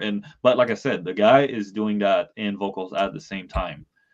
You gotta give it credit. Yeah. It's like that guy is like completely unknown dude. He only did this one album. He's crazy, man. He's a really awesome power trio. I really recommend checking it out. Are they still a band ongoing, or did they break up? Yeah, they did this one album, I think. Just that one album? Yeah. All right. That's the name. When we're done, I want you to send me on your on Instagram. Send me these names of these. I'll post them down below in the comments then. So yeah, I'll get it from you tomorrow or something. But it's interesting you bring up Psychotic Waltz, because I have an admission to make. Hmm. Many years ago, a good buddy of mine who's a major prog nerd, prog metal guy, made me CDRs. You remember when you were talking about Kazaa and LimeWire and all that stuff? He would download all this shit and then make me CDRs and go, dude, you got to check this shit out. It's insane. He made me a bunch of Psychotic Waltz albums. I had them in a box forever, never checked them out. And here, 3 months ago, I finally run across them. And I'm like, hey, there's that band Psychotic Waltz. Yeah. Where do I know that name? Where do I know that? And then, dude, I went stupid. Went out and chased all the OG shit down. And I have one too. The Bleeding. Man, yeah. bro, this fucking album is so good, man. Yeah. The song Drift. Oh, so creepy and beautiful and haunting. Buddy Lackey, Devin Graves, if you know him from Dead Soul Tribe. What a voice on this dude. And man, you know as well as I do, Phil, the riffery on here is insane, man. Yeah, the riffs are so good, right? They got like a lot of like especially the debut album. It has some really jarring, bizarre sounding riffs, but then you have these beautiful riffs once in a while. They have like an actual ballad on the album. It's like these guys, when they want, they can make some really beautiful songs, and then the next song after it's completely bizarre. It's like they can cover all the range of human emotions. Really. Super experimental too, man. Very not afraid to go make something that's heavy as balls, like Ride the Lightning, and then come and do this gentle ballad like Drift that's haunting and narcotic, makes you feel like you're on a narcotic or something like that. Yeah. All right. We'll switch back and forth. So I don't know if I'll be really interested to know if you know this one. You probably do, but I'll be shocked if you don't. But if you don't, you got to get on this shit. Parish Envision. Is that with the guys from Crimson Glory? That is Ben Jackson, Dana Burnell. Their post when they were kicked out of Crimson Glory, and they were essentially kicked out by Drenning. They and Jeff Lords. Then they did what they do, Strange and Beautiful, which is a fucking weird album, man. I like half of it and I hate half of it, man. But this album, dude, did you check this out yet? Yes. I listened to it a few years ago. I mean, it's a little more commercial, just a tiny bit, than like, Transcendence. I don't know if you can see that back there, but I got a big wall flag of Transcendence on the wall back there. I wish I had a wall flag. I got like a magazine ad for the album on the wall. That's not. I'll find out where we got this. If I can find one, I'll get you one and send it up to you. But because it's one of the big, the cloth ones, right? And the funny thing is, if you look, can you see it there? Yeah. There. Yeah. And then if you look over my bed, what do you see there? You see it? I gotta get closer. Oh yeah, Awaken the Guardian. Yeah, and then in this corner, I don't know if you can see it. You can't no, that one I don't see. Yeah, it's Rainbow's Rising. Oh yeah, fuck yeah. Yeah, I can tell you right now, no women ever come in this room, man. But hey, what can I say? I'm an old man. I've been there, done that, and I've got kids, and who gives a shit? But all right, Envision, really fucking killer album. It's a little more commercial. The riffs are awesome. The melodies, the vocalist, dude sounds like Ray Gillen from Badlands. I think they're good, man. Yeah. Obviously, Crimson Glory, it's tough to match. John Drenning, he's the reason why I do vibrato the way I do. He's a sick player, man. You listen sick player. You listen to any of the stuff I've done past a certain point. The vibrato, it's all because of him. Is it really from Drenning? No way. Yeah. Well, look, you will agree with this. I know we'll agree about this. You and I disagree on Fates Warning albums a little bit, but which is okay because we're both in the same neighborhood. Yeah. But when it comes to Crimson Glory, I love the first album. Nothing compares to Transcendence, man. It's a masterpiece. I mean, songs like Bridges Burning and Dark Places and Painted Skies. Oh my God, dude. Like, they're So beautiful. Yeah, it's amazing songs, right? All right, what do you got for number 2? all right. So, oh, okay, there we go. So this is Okay. Prodigy. Don't know them. They renamed themselves as Horacle after they re-released the album, same album. But this is a band from, I think, Jacksonville, Florida. Really? Yes, and very very crazy power metal band. Kind of in the vein of, the riffs kind of remind me a little bit of, a little bit of Liege Lord, Jack Benzer, but the solos feel like songs within songs, and it's such a big source of inspiration for me when it comes to writing. Like the songs feel like classical pieces. The solos feel like classical pieces in the song. It still fits the song, but the guitarist in there, he's the sole guitarist, and Right. he's just shredding his heart out. Like, What year is this one now? 92 and 93, I think. Also, And who is the guitar player? Do you know? Kant Smedley, I think that's Okay, his never name. heard of it. Yeah, so there's brothers in there. The Smedley brothers. Okay. So I know one of the Smedley brothers played drums in Eistert, who is also from Florida. Oh, okay, yeah. I forget their first names, but they're brothers. And the guitarist, oh, there he is. So yeah, okay, I was right. Kent Smedley. So the brother Brent Smedley, that's the guy who did drums on Alive in Athens by Eistert, the live Okay. DVD. Right. But Kent is a completely insane guitar player, like insane, just completely Wow. insane. The songs, you might think that the thing is, this album might be a little bloated the first time you listen to it because it's so long. The songs are very long, but there's so much. Every time I listen to it, I discover something new. There's so many riffs on that fucking thing, man. It's Wow. It's a riff. It's a riffathon. Riff Fest. Yes, a riff fest, but the leads, man. Oh my God, it's. I gotta check that one out. That's I've never heard that band before ever. And the vocalist, he's the vocalist. He played in briefly in the Mystic Force. I'm not sure if you know. Yeah, these I guys. do know. Yeah, I do know that name. Yes. He played. I think that's it. I think he only played in that band, but he's really good. Like really over the top vocal delivery. Like every song starts with a wah, like really like. Is that like a John Cyrus? He's like a John Cyrus guy, sort of, kind of. Age of Steel, no. As John Cyrus, but he's better than John Cyrus. Okay. Yeah. Wow. All right, this one I'm gonna be curious if you know. I'm gonna guess you probably do. All right, you ready? From Baltimore. I don't know. Let me look at the year of this. And the weird story behind this one is they actually used to. I live in Pennsylvania. I live up about an hour north of Philly, as you know, because I saw you in Philly. Let me look at the year on this. Wow, this is a reissue from 21. Man, Apollo Ra. Yeah, I got that one. Dude. Right in front of me. Do you really? Yes, I do. That's one of your picks? No, it's not one of my picks. Okay. It's literally sitting in that corner right there. Man, dude. Camera, but it's, yeah.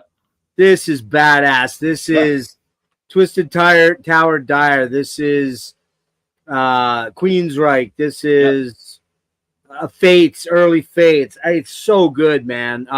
But the weird thing is they changed their name to something museum. What the hell was it called? Hold on.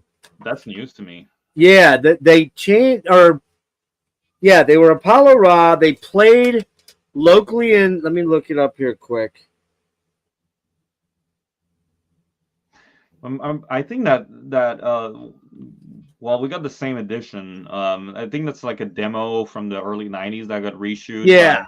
I think that's still Gallery, right? Or is it still Gallery? The label? Yeah. HR Records. Oh, HR. Okay. Maybe. Okay. No. I'm trying to find the freaking Interesting. Giles Labor, you know who that is, right? The dude from he's in Warlord now, the new Warlord with Zonder. Woo. That's That's he's been a manager of a lot of people. I'm not crazy about the new Warlord. I have had it. I don't want to talk shit about it. That's kind of like a different can of worms for me, you know. Okay. Because being a very long time Warlord fan, it's not feeling it. It's I have complicated feelings towards it. Let's just say that. I'm trying to find the damn name of it. Something museum. I'll have to find it. But anyway, I can't. I'm not running across it right away. But the weird part about this story is, Phil, they actually played a local club here back in the very late 80s, early 90s. And I walked in. My buddies and I went in there to get beers and check out females. Let's put it that way. We'll say it that way. And we were young men, and we were on the hunt, so to speak. Yeah.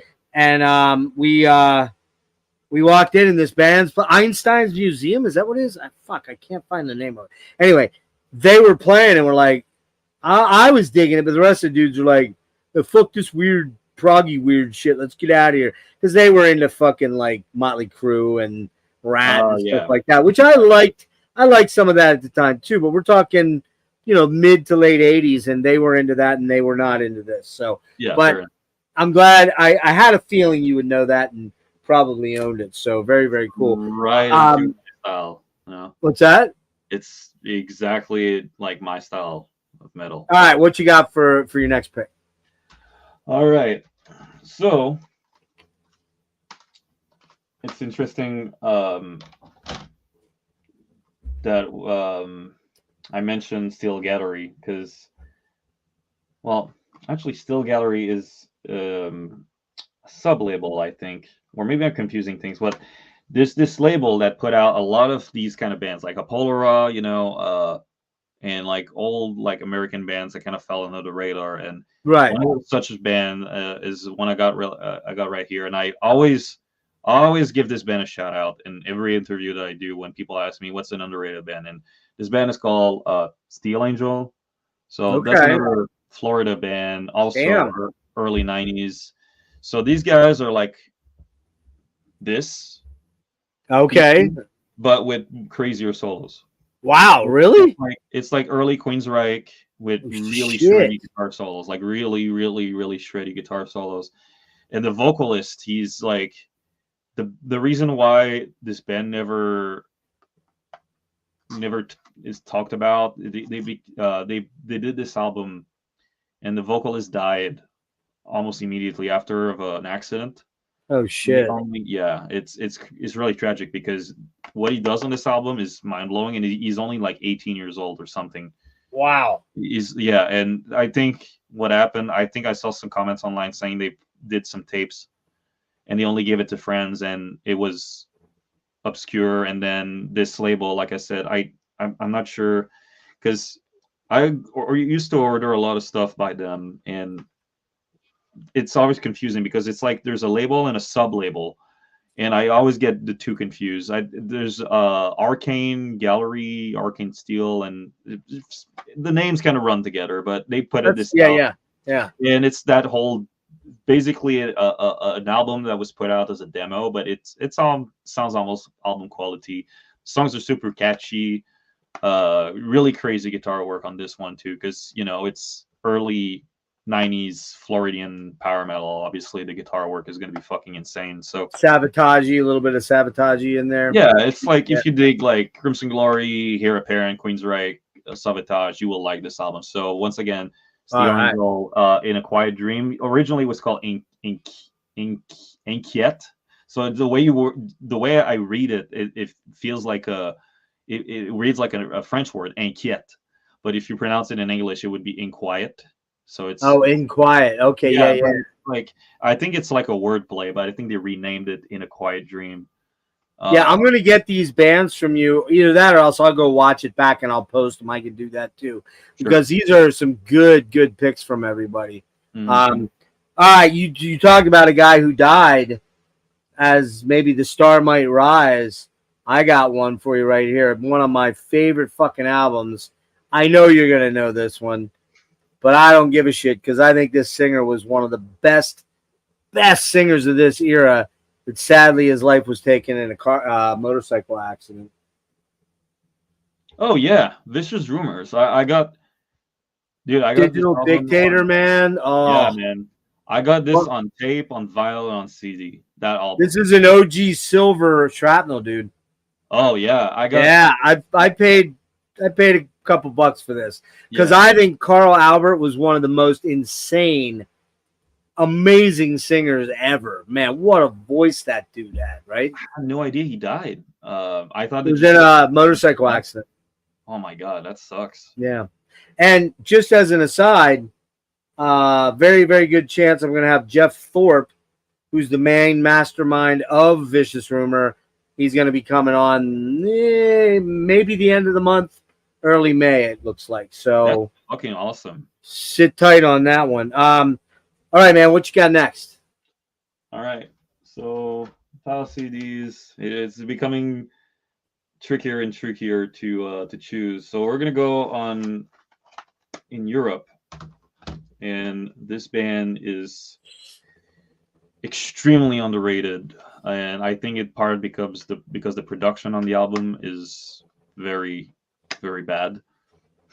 Okay. And I mean, like, the guitar tone sounds like worse than my guitar demos. Oh shit! The one that I mentioned back in 2007 that I did, but the music is so good. So I got Adramelch. Adramelech, yeah. No, not Adramelech. Adramelch. Oh, okay. So this is not the Finnish death metal band, which I love. I met the guy from Adramelech, and he showed me the rehearsal space for Adramelech and Demigod 5 years ago. He showed me all the spots where they took the pictures. So I'm a big fan of Adramelech. Okay, sorry, but this is a very common, I guess, because this is the age of the internet where we discover all these obscure bands, and then we see this band, we think it's Adramelech from Finland. Yeah, right. So similar, but it's actually an Italian power metal band that sounds a lot like if you took Fates Warning and you send them to a musical conservatory. Wow. Or a musical, like a music college or something. Cool. Yeah, college. I mean, Fates Warning are amazing songwriters, but this is like if Fates Warning took a bunch of theory classes and made something like musically extremely advanced. Like, there's a lot of ideas in this album that can be used as inspiration for years to come when it comes to that style. There's so many interesting chord progressions. So the musical nerd in me really likes it because it's so rich. It's so like well composed. But I feel like for most people, they would hear this, they would like, the guitar tone sounds bad and it sounds kind of cheesy. But I think it's really epic. It's, like I said, it's a little bit like Fates Warning, but a little bit more European sounding. The production doesn't do it any favors, but if you're a guy like me who is able to look past bad production, like I listen to some really bad sounding shit, so I don't care. This album is really fucking great. They did a bunch of albums after, but I swear I know that one, dude, but I'm not. The cover looks so fucking familiar. Like I had to have listened to that one night binge YouTubing, you know, where it was like, you know what I'm talking about, where you get in that rabbit hole where you're like, oh, that band's cool. Oh, if you like this band, you should check that band. And then next thing you know, like 17 hours have gone by. You haven't slept. You're drinking 8 cups of coffee and you're on your like 83rd fucking prog metal band. And you're like, what the fuck is wrong with me? Right. Yeah. I usually just leave like, I discover music on YouTube or SoulSeek. SoulSeek is for the stuff that you cannot find anywhere. But sometimes just let YouTube go and I discover stuff while doing it. So But that band, I don't even know. I remember how I discovered it. It was like way back in the day, probably 2010 or 11. Wow. So Okay. yeah, it's been a while. I got one here for you. I'm gonna be curious if you've ever heard of. Hold on, let me. This one I'm going to show on the screen. I have it. I own it. It's buried in my CD boxes. I don't have unfortunately, I don't. When COVID hit, I had to move very quickly because my landlord died of COVID.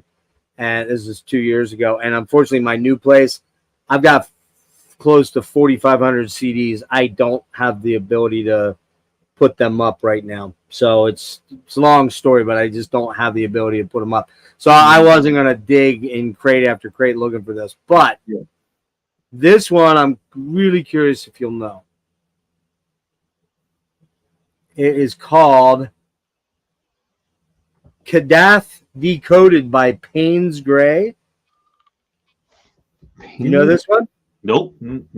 Doesn't ring a bell. All right, this is a German progressive metal band, kind of in the vein of Psychotic Waltz, kind of in the vein of A Pleasant Shade of Gray, maybe a little bit of Perfect Symmetry vibes, probably the second Into the Everflow vibes, all based on Kadath, which is the what's his fucking name? I always remember. The dude that writes Cthulhu, man. Come on, man. H.P. Lovecraft? Yes, thank you. I never, ever can remember that guy's name. Okay. I just can't. It's like a brain fart. I can never remember. It's all Lovecraftian lyrical content and weird shit. And if you look on Metallum, that's where I looked it up. I don't remember where I ran into this band. I think I ran into them years and years ago, probably early 2000s. That's a 95 album, might have been 98, 99. Okay. And I believe what happened was I was at Nearfest, which was a prog rock festival in Pennsylvania we used to have, and Ken Golden and Laser's Edge, which is a distro of like a lot of crazy prog stuff, he recommended it to me, man. Great guitar solos, killer solos, a little keyboardy, but you like keyboard, so you'll dig it, man. It's check that one out. Just find it online. You can find it. It's really cool. Great, yeah. Crazy fucking high operatic Jeff Tadian vocals at times. I'd say the only thing that the one little tiny nitpick I would have is that I think there's like two ballads that are kind of really like way too soft for their own good. But the rest of the album rips. Like Dream Theater, Petrucci solos all over the place and crazy good stuff. So, well, if I had a fifth pick, I got a bunch of CDs here, but I think I will go for a recent discovery that I don't have the CD. So if you go on Metal Archives, you mentioned Jeff Tate style vocals. So there's a band from Europe called Veni Domine. So that's VENI. Then Domine, that's DOMINE. Mm-hmm. And they're like Camel Mass if they had Jeff Tate on vocals.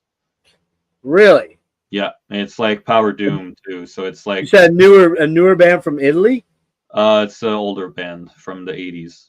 Okay. And they did Power Doom, which is one of the most rarest genres.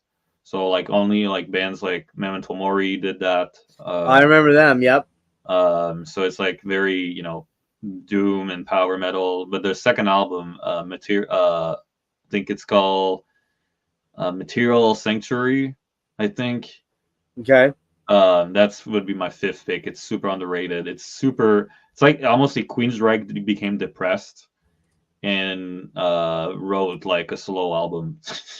Okay, cool, man. With, like, European sounds. But like I said, I got a bunch of like I guess honorable mentions that I can go real quick. Sure. This one, that's one of my favorite Dead Dooms albums of all time. That's Dark Millennium, Ashore the Celestial Burden. It's really rich. I don't even know that one, man. Really, like a lot of acoustic guitars, clean guitars, leads. The album really transports you in another dimension. That artwork really, Oh yeah, love it's it. really that artwork it perfectly represents what you feel when you listen to that album. The vocals get a while to get used to because they're like uh Chuck Schuldiner suffering from anxiety, basically. Really, like over the top. Yeah, just like really like screaming at the top of his lungs. Another one I want to mention that's from Canada. Okay, Solar Eagle. Yeah. I gotta mention this. Card of Nowhere is the one you want to listen to the demo because the other one I'm not crazy about it, but it's basically a compilation with their 2 recordings. Card of the Nowhere is really epic power metal from late 80s from Toronto. Toronto had a really interesting scene. They had a band called Kingsbane, which I wish I had the CD. Kingsbane is almost like it's the Canadian answer to Queensryche and Fates Warning. Oh And no, I've never heard of them, man. That's Dream Theater, the early Dream Theater. So okay. Solar Eagle, you might like it, but if you prefer prog, check out Kingsbane. I sadly don't have the demo with me, but you'll probably find it on YouTube. Another one, honorable mention, Screamer, Targeter. Yeah. So that's another Queensryche influenced band. Very crazy guitar work, really like amazing guitar duo. Probably one of the most underrated guitar duos. So the names are not showing up right now on the back. I'm wondering if American or Canadian? these guys are American. So it's I know that band name. I've never checked that one out though, but I will now. Yeah, there's a band from Europe called Screamer, but that's not the same. It's that's just an older band. Really, really good hooks in that album. And like I said, the guitar work is really, really beautiful. Speaking of beautiful guitar work, I will obviously need to mention this. So this is probably one of the most influential bands for me, Titan Force. Yeah, I don't know that one either. So that's a U.S. band also, and the guitar work had a direct impact on me. Like the way I phrase my leads for the whammy bar. Okay. That album directly inspired that. There's more, but inspirations. But this album really was a really important album for me. Well, I will say this band is really important for me in general. I even talked to the guy from L Zeros, like, you got to book this fucking band, even if like 10 people. Are they still around? Yeah, they are. They're playing a festival in Europe next year. So I was like, dude, you gotta, even if only 15 people in the crowd know them, you gotta book this band. Fucking book Titan Force and Hell Zeros, man. For Christian, you tell.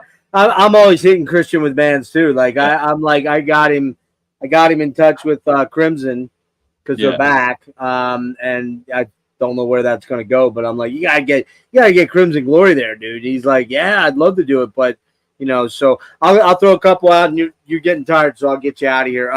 Do you know this band? Fifth Angel? Yeah. Yeah, I got this album, but I don't. This is the third one, their comeback album. Oh yeah, that's right. Dude, this album is fucking amazing, man. Yeah, would you say it's like one of the good reunion albums? I would honestly say this is one of my favorite albums of all time. It is a top I love it. 5 album for me. I think every song's perfect. I think the James Bird on guitar is incredible. James Bird, man. Fucking Ken Mary on drums. Every song's a banger, right? Yeah. But when they got back together, the guy that took over for James Bird, Kendall Bechtel, young kid, Seattle kid, for Time Will Tell, which was a more commercial album, which I still love too.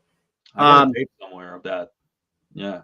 Well, so they split up. Just the label wasn't pushing them, and Bon Jovi was happening, and a grunge happened, and then it was over. But they reunited in 2018. Ken Mary, Kendall Bechtel, and John Macco as a 3-piece, and they recorded The Third Secret. Dude, you must find this online tonight or tomorrow. Listen to this. This is their heaviest album by far, and it is scorching. Kendall Bechtel, if you close your eyes, you'd be like, oh my God, that's Ronnie James Dio singing in a good way. in a good way. Okay, songs like Queen of Thieves and what's it? Hold on. Can You Hear Me? The song Can You Hear Me, bro? It's just fucking incredible, man. All right, I got high expectations. Check it out. The only problem with this is you're only going to find this in Europe. It was only produced in Germany. If you buy it in the States, they send you a burned copy of it. It's not a real legit press CD. And the vinyl you got to get from over there. I paid $36 a couple weeks ago. Finally, I relented. I'm like, I want this thing. I'm going to pay whatever it takes to get it. So, what else? Let me do 2 more here, all right? I think you know this band. Banshee? Yeah. Dude. I got a tape for this. Not the CD. I got a tape of it. This is the demo, the EP, I believe, Cry in the Night, with the demo tracks on there. And, man, great guitar work, killer vocal work. Kansas City band that put out, I think they did a couple albums, like 2 more albums after this. I think they did an EP. There's a song on it called "The Spell," which I think is their best song. It's such a amazing song. Later or newer? I think it's before that album. They have a song. It might be on this album. It's been a while since I've listened to it. Nah, it's not on either one of these. Yeah, I think it's definitely. I think if I'm remembering correctly, it's on the EP somewhere down the line before the albums, and they have a song called "The Spell," which I think this was the artwork to their EP. pretty fucking shitty, man.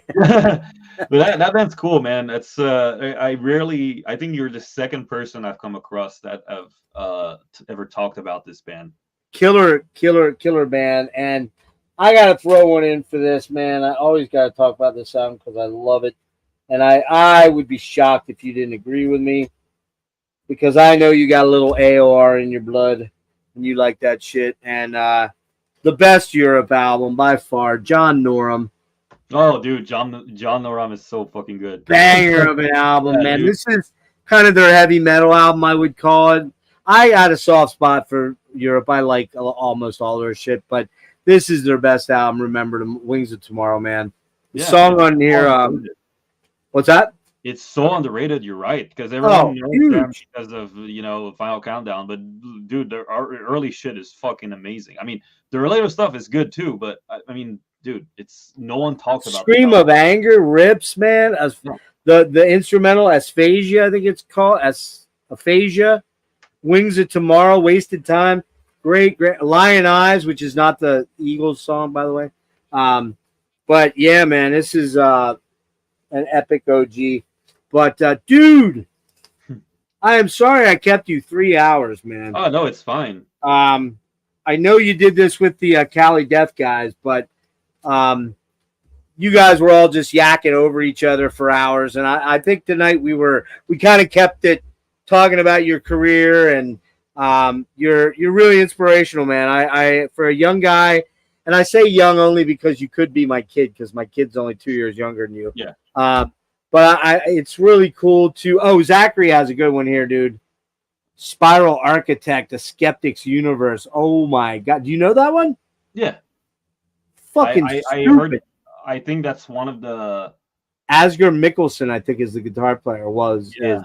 I heard this band for the first time back in 2007, and I was blown away. I was like, "What the fuck is going on?" Oh, dude, you want to talk about being technical for the sake of being technical, but still being melodic? Oh, crazy! The other band, Twisted Into Form, is pretty cool too. Which, what, Forbidden? You mean? Huh? Forbidden or Spiral Architect? Oh, they have another one called Twisted Into Form? No, well, some of the guys in the band, they had another band, don't remember which member of the band, but they had a band called Twisted Into Form, I think. Oh, I didn't know that. Which so they stole Craig's Craig's second album title. Well, let me look it up on my phone. It's so if you go on Metalum. So Twisted Into Form. So it's Yeah, so there it is, Twisted Into Form from Norway. Okay. Same name as the Forbidden album. What year was that? So that's 2006, and Okay. I'm looking at Wow. the members, and it has, well, it has the vocalist and the guitarist from Spiral Architect. Okay. Is it Asger Mikkelsen was one of them? No, that's Kai Kornitska. Do not know what to pronounce that name. Okay, so it's then not the one you're thinking of. Yeah, but, not the same guy. Okay, my bad. But it's good too. Speaking of other bands, I was meaning to say, since you're a James Byrd fan, Atlantis Rising. That's the album I was gonna say. That album. I don't own it. You know what? Try to find those out there. They're pricey, dude. They're like 56. Do you really? I found it for $30. When? Years ago, man. Oh wow, that might be why. Yeah. I went looking a little while ago. I was like, maybe I'll break the bank, and I was like, yeah, man, for a CD like $70, I'm like, I just can't do it, man. He really writes memorable songs, man. Oh yeah. It's really yeah. Yeah. You should if you ever want to get a history on the band, check out my interview with Ed Archer, who's an original guitarist. He was not on that third album I showed you, but he came back for the most recent one that came out last summer, which is very good. It's still a very good album, When Angels Kill. But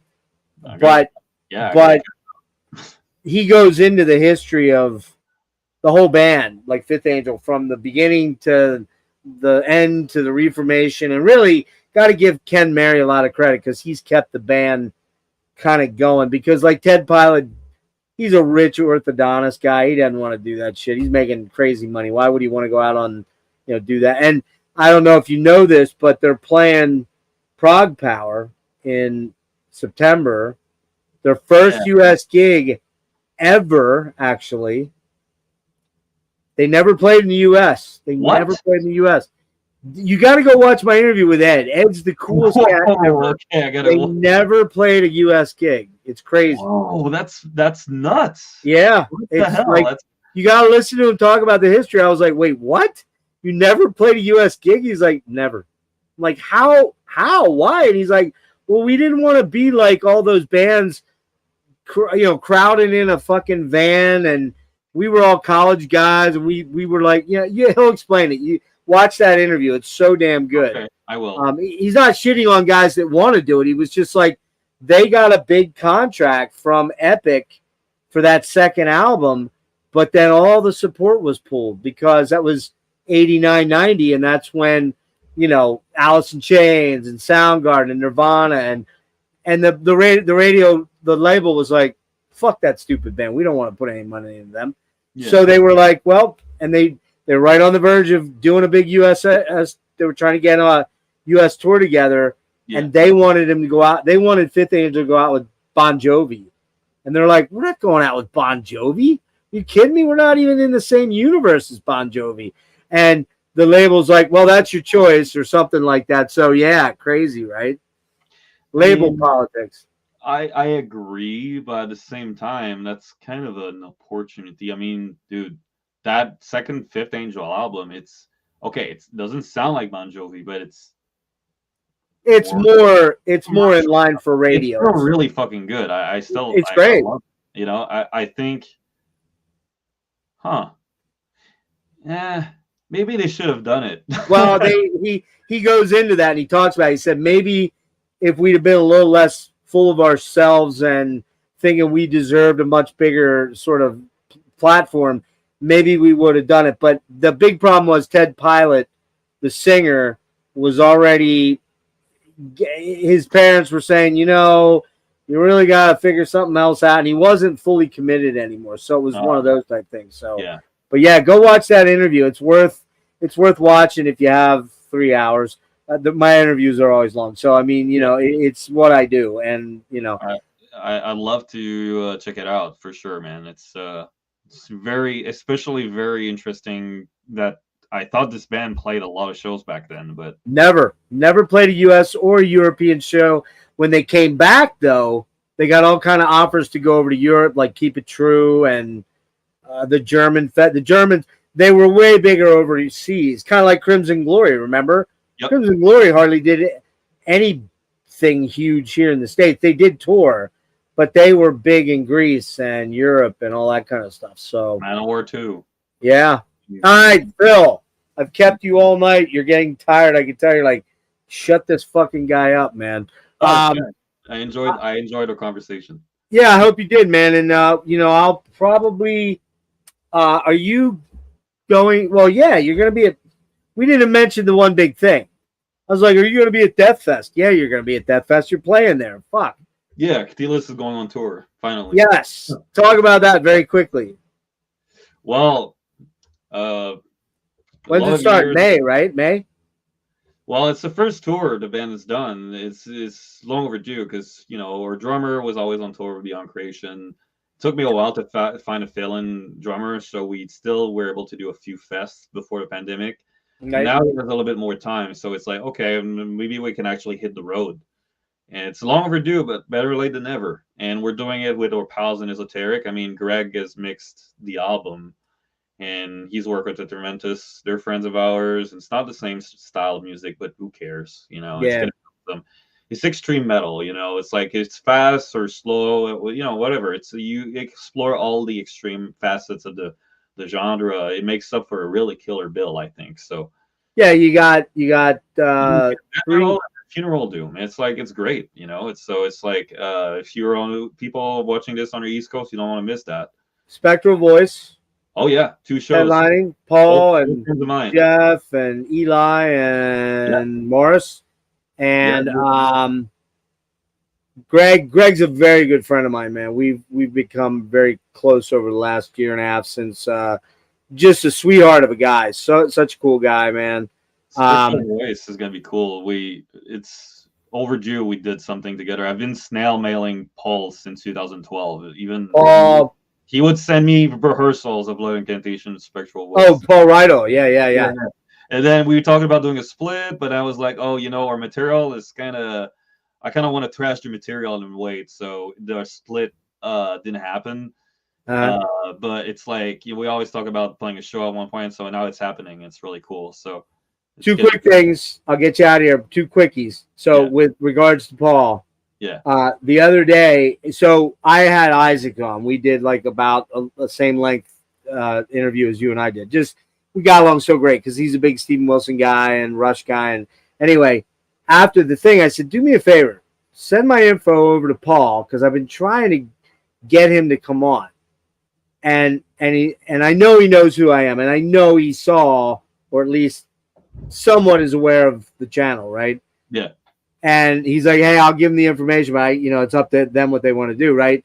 And I asked about the Spectral Voice guys. So the other day, he posted about his wife, Erica, is out with Mortuus, right? Yeah. Who I'm going to go see in a couple weeks, 2 weeks.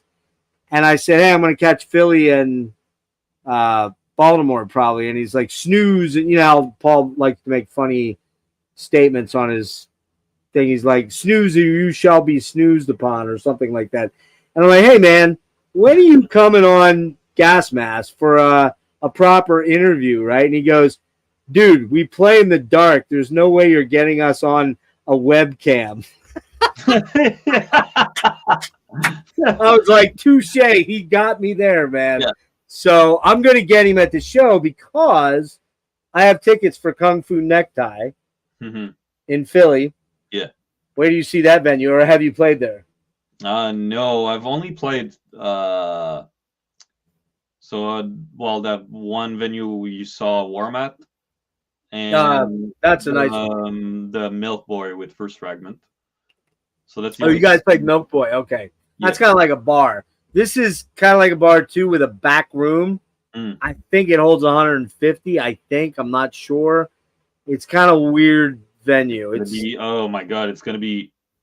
That's just gonna be over capacity. It's gonna probably be over capacity. I was surprised it's still showing that there's tickets available, but I have tickets for that. My one little slight conflict is Kelly Schaefer and I are like super good buds, and it's the same fucking night. I didn't realize when I bought the Spectral Voice stuff, it's the same night as the pre-show at MDF, and I don't have tickets for that. So, Right. yeah. I forgot about that. Whew. And Crip Sermon are playing, and I love Crip Sermon. I That heard night? the new album. The new album. What's that? I heard the new album. Wait, how'd you hear the new album? Well, Yeah. I toured with Tanner, and we were going to Oh, that's right. Tanner's Yeah, he in plays Crip keyboard. Sermon. Yeah. Tanner he plays live guitar. and Obsequii. Huh? Obsequii, Holder. That's him. Yeah. He plays keyboard on that new release. He showed me the whole album in the van. We were going to L Zeros. It's crazy. What do you think? I think it's fucking insane. The guitars is like one of the best lead guitarists out there. So Wow. so I think it's fucking fantastic. I love their vocalists, man. They're kind of like a more modern day sort of Solitude Eternus in a weird way. I think, so. All right, hang on a sec. Hang one sec with me. Everybody that was here, we had 18 people at one point in time, but everybody's going to bed now. I'm the only guy that's wide awake now. So 80 people, damn. 18. Oh, 18. 18. Yeah. It's hard to. reasonable. That's more. Yeah, it's hard. 80 people, I'd have been like, whoa, what the fuck? Oh, yeah, that's weird. Now I hope tomorrow night. By the way, speaking of tomorrow night, I've got Chris Reifert from Autopsy joining me. Finally, I've been working on that one for a while. Chris is awesome.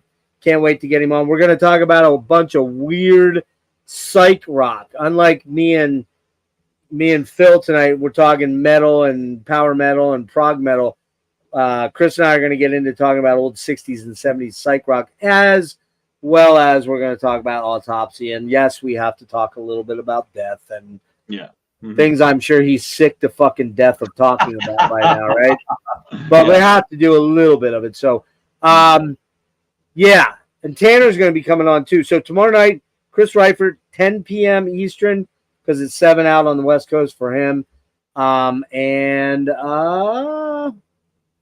think that's it. Although I'm going to throw a little bit of a taster out there. Some guy that has a studio in Sweden that's produced a lot of death metal albums, and I locked him in. We're going to be bringing that guy in. Oh, Yeah. I think you know what I'm talking about. I'm not going to say it out loud yet, but we're getting real close with that. We locked in albums. What's that? I got a bunch of his albums on my shelves. Oh, so do I. A bunch of different bands and a bunch of albums and a million bands he's produced or co-produced or engineered or whatever. So there you go. You know who it is. Everybody knows who it is. Yeah. Hang on one sec, Phil. All right, thanks, everybody. You have a great night. And don't forget, go buy a shirt from Gas Masks and Hand Grenades. Come on, man.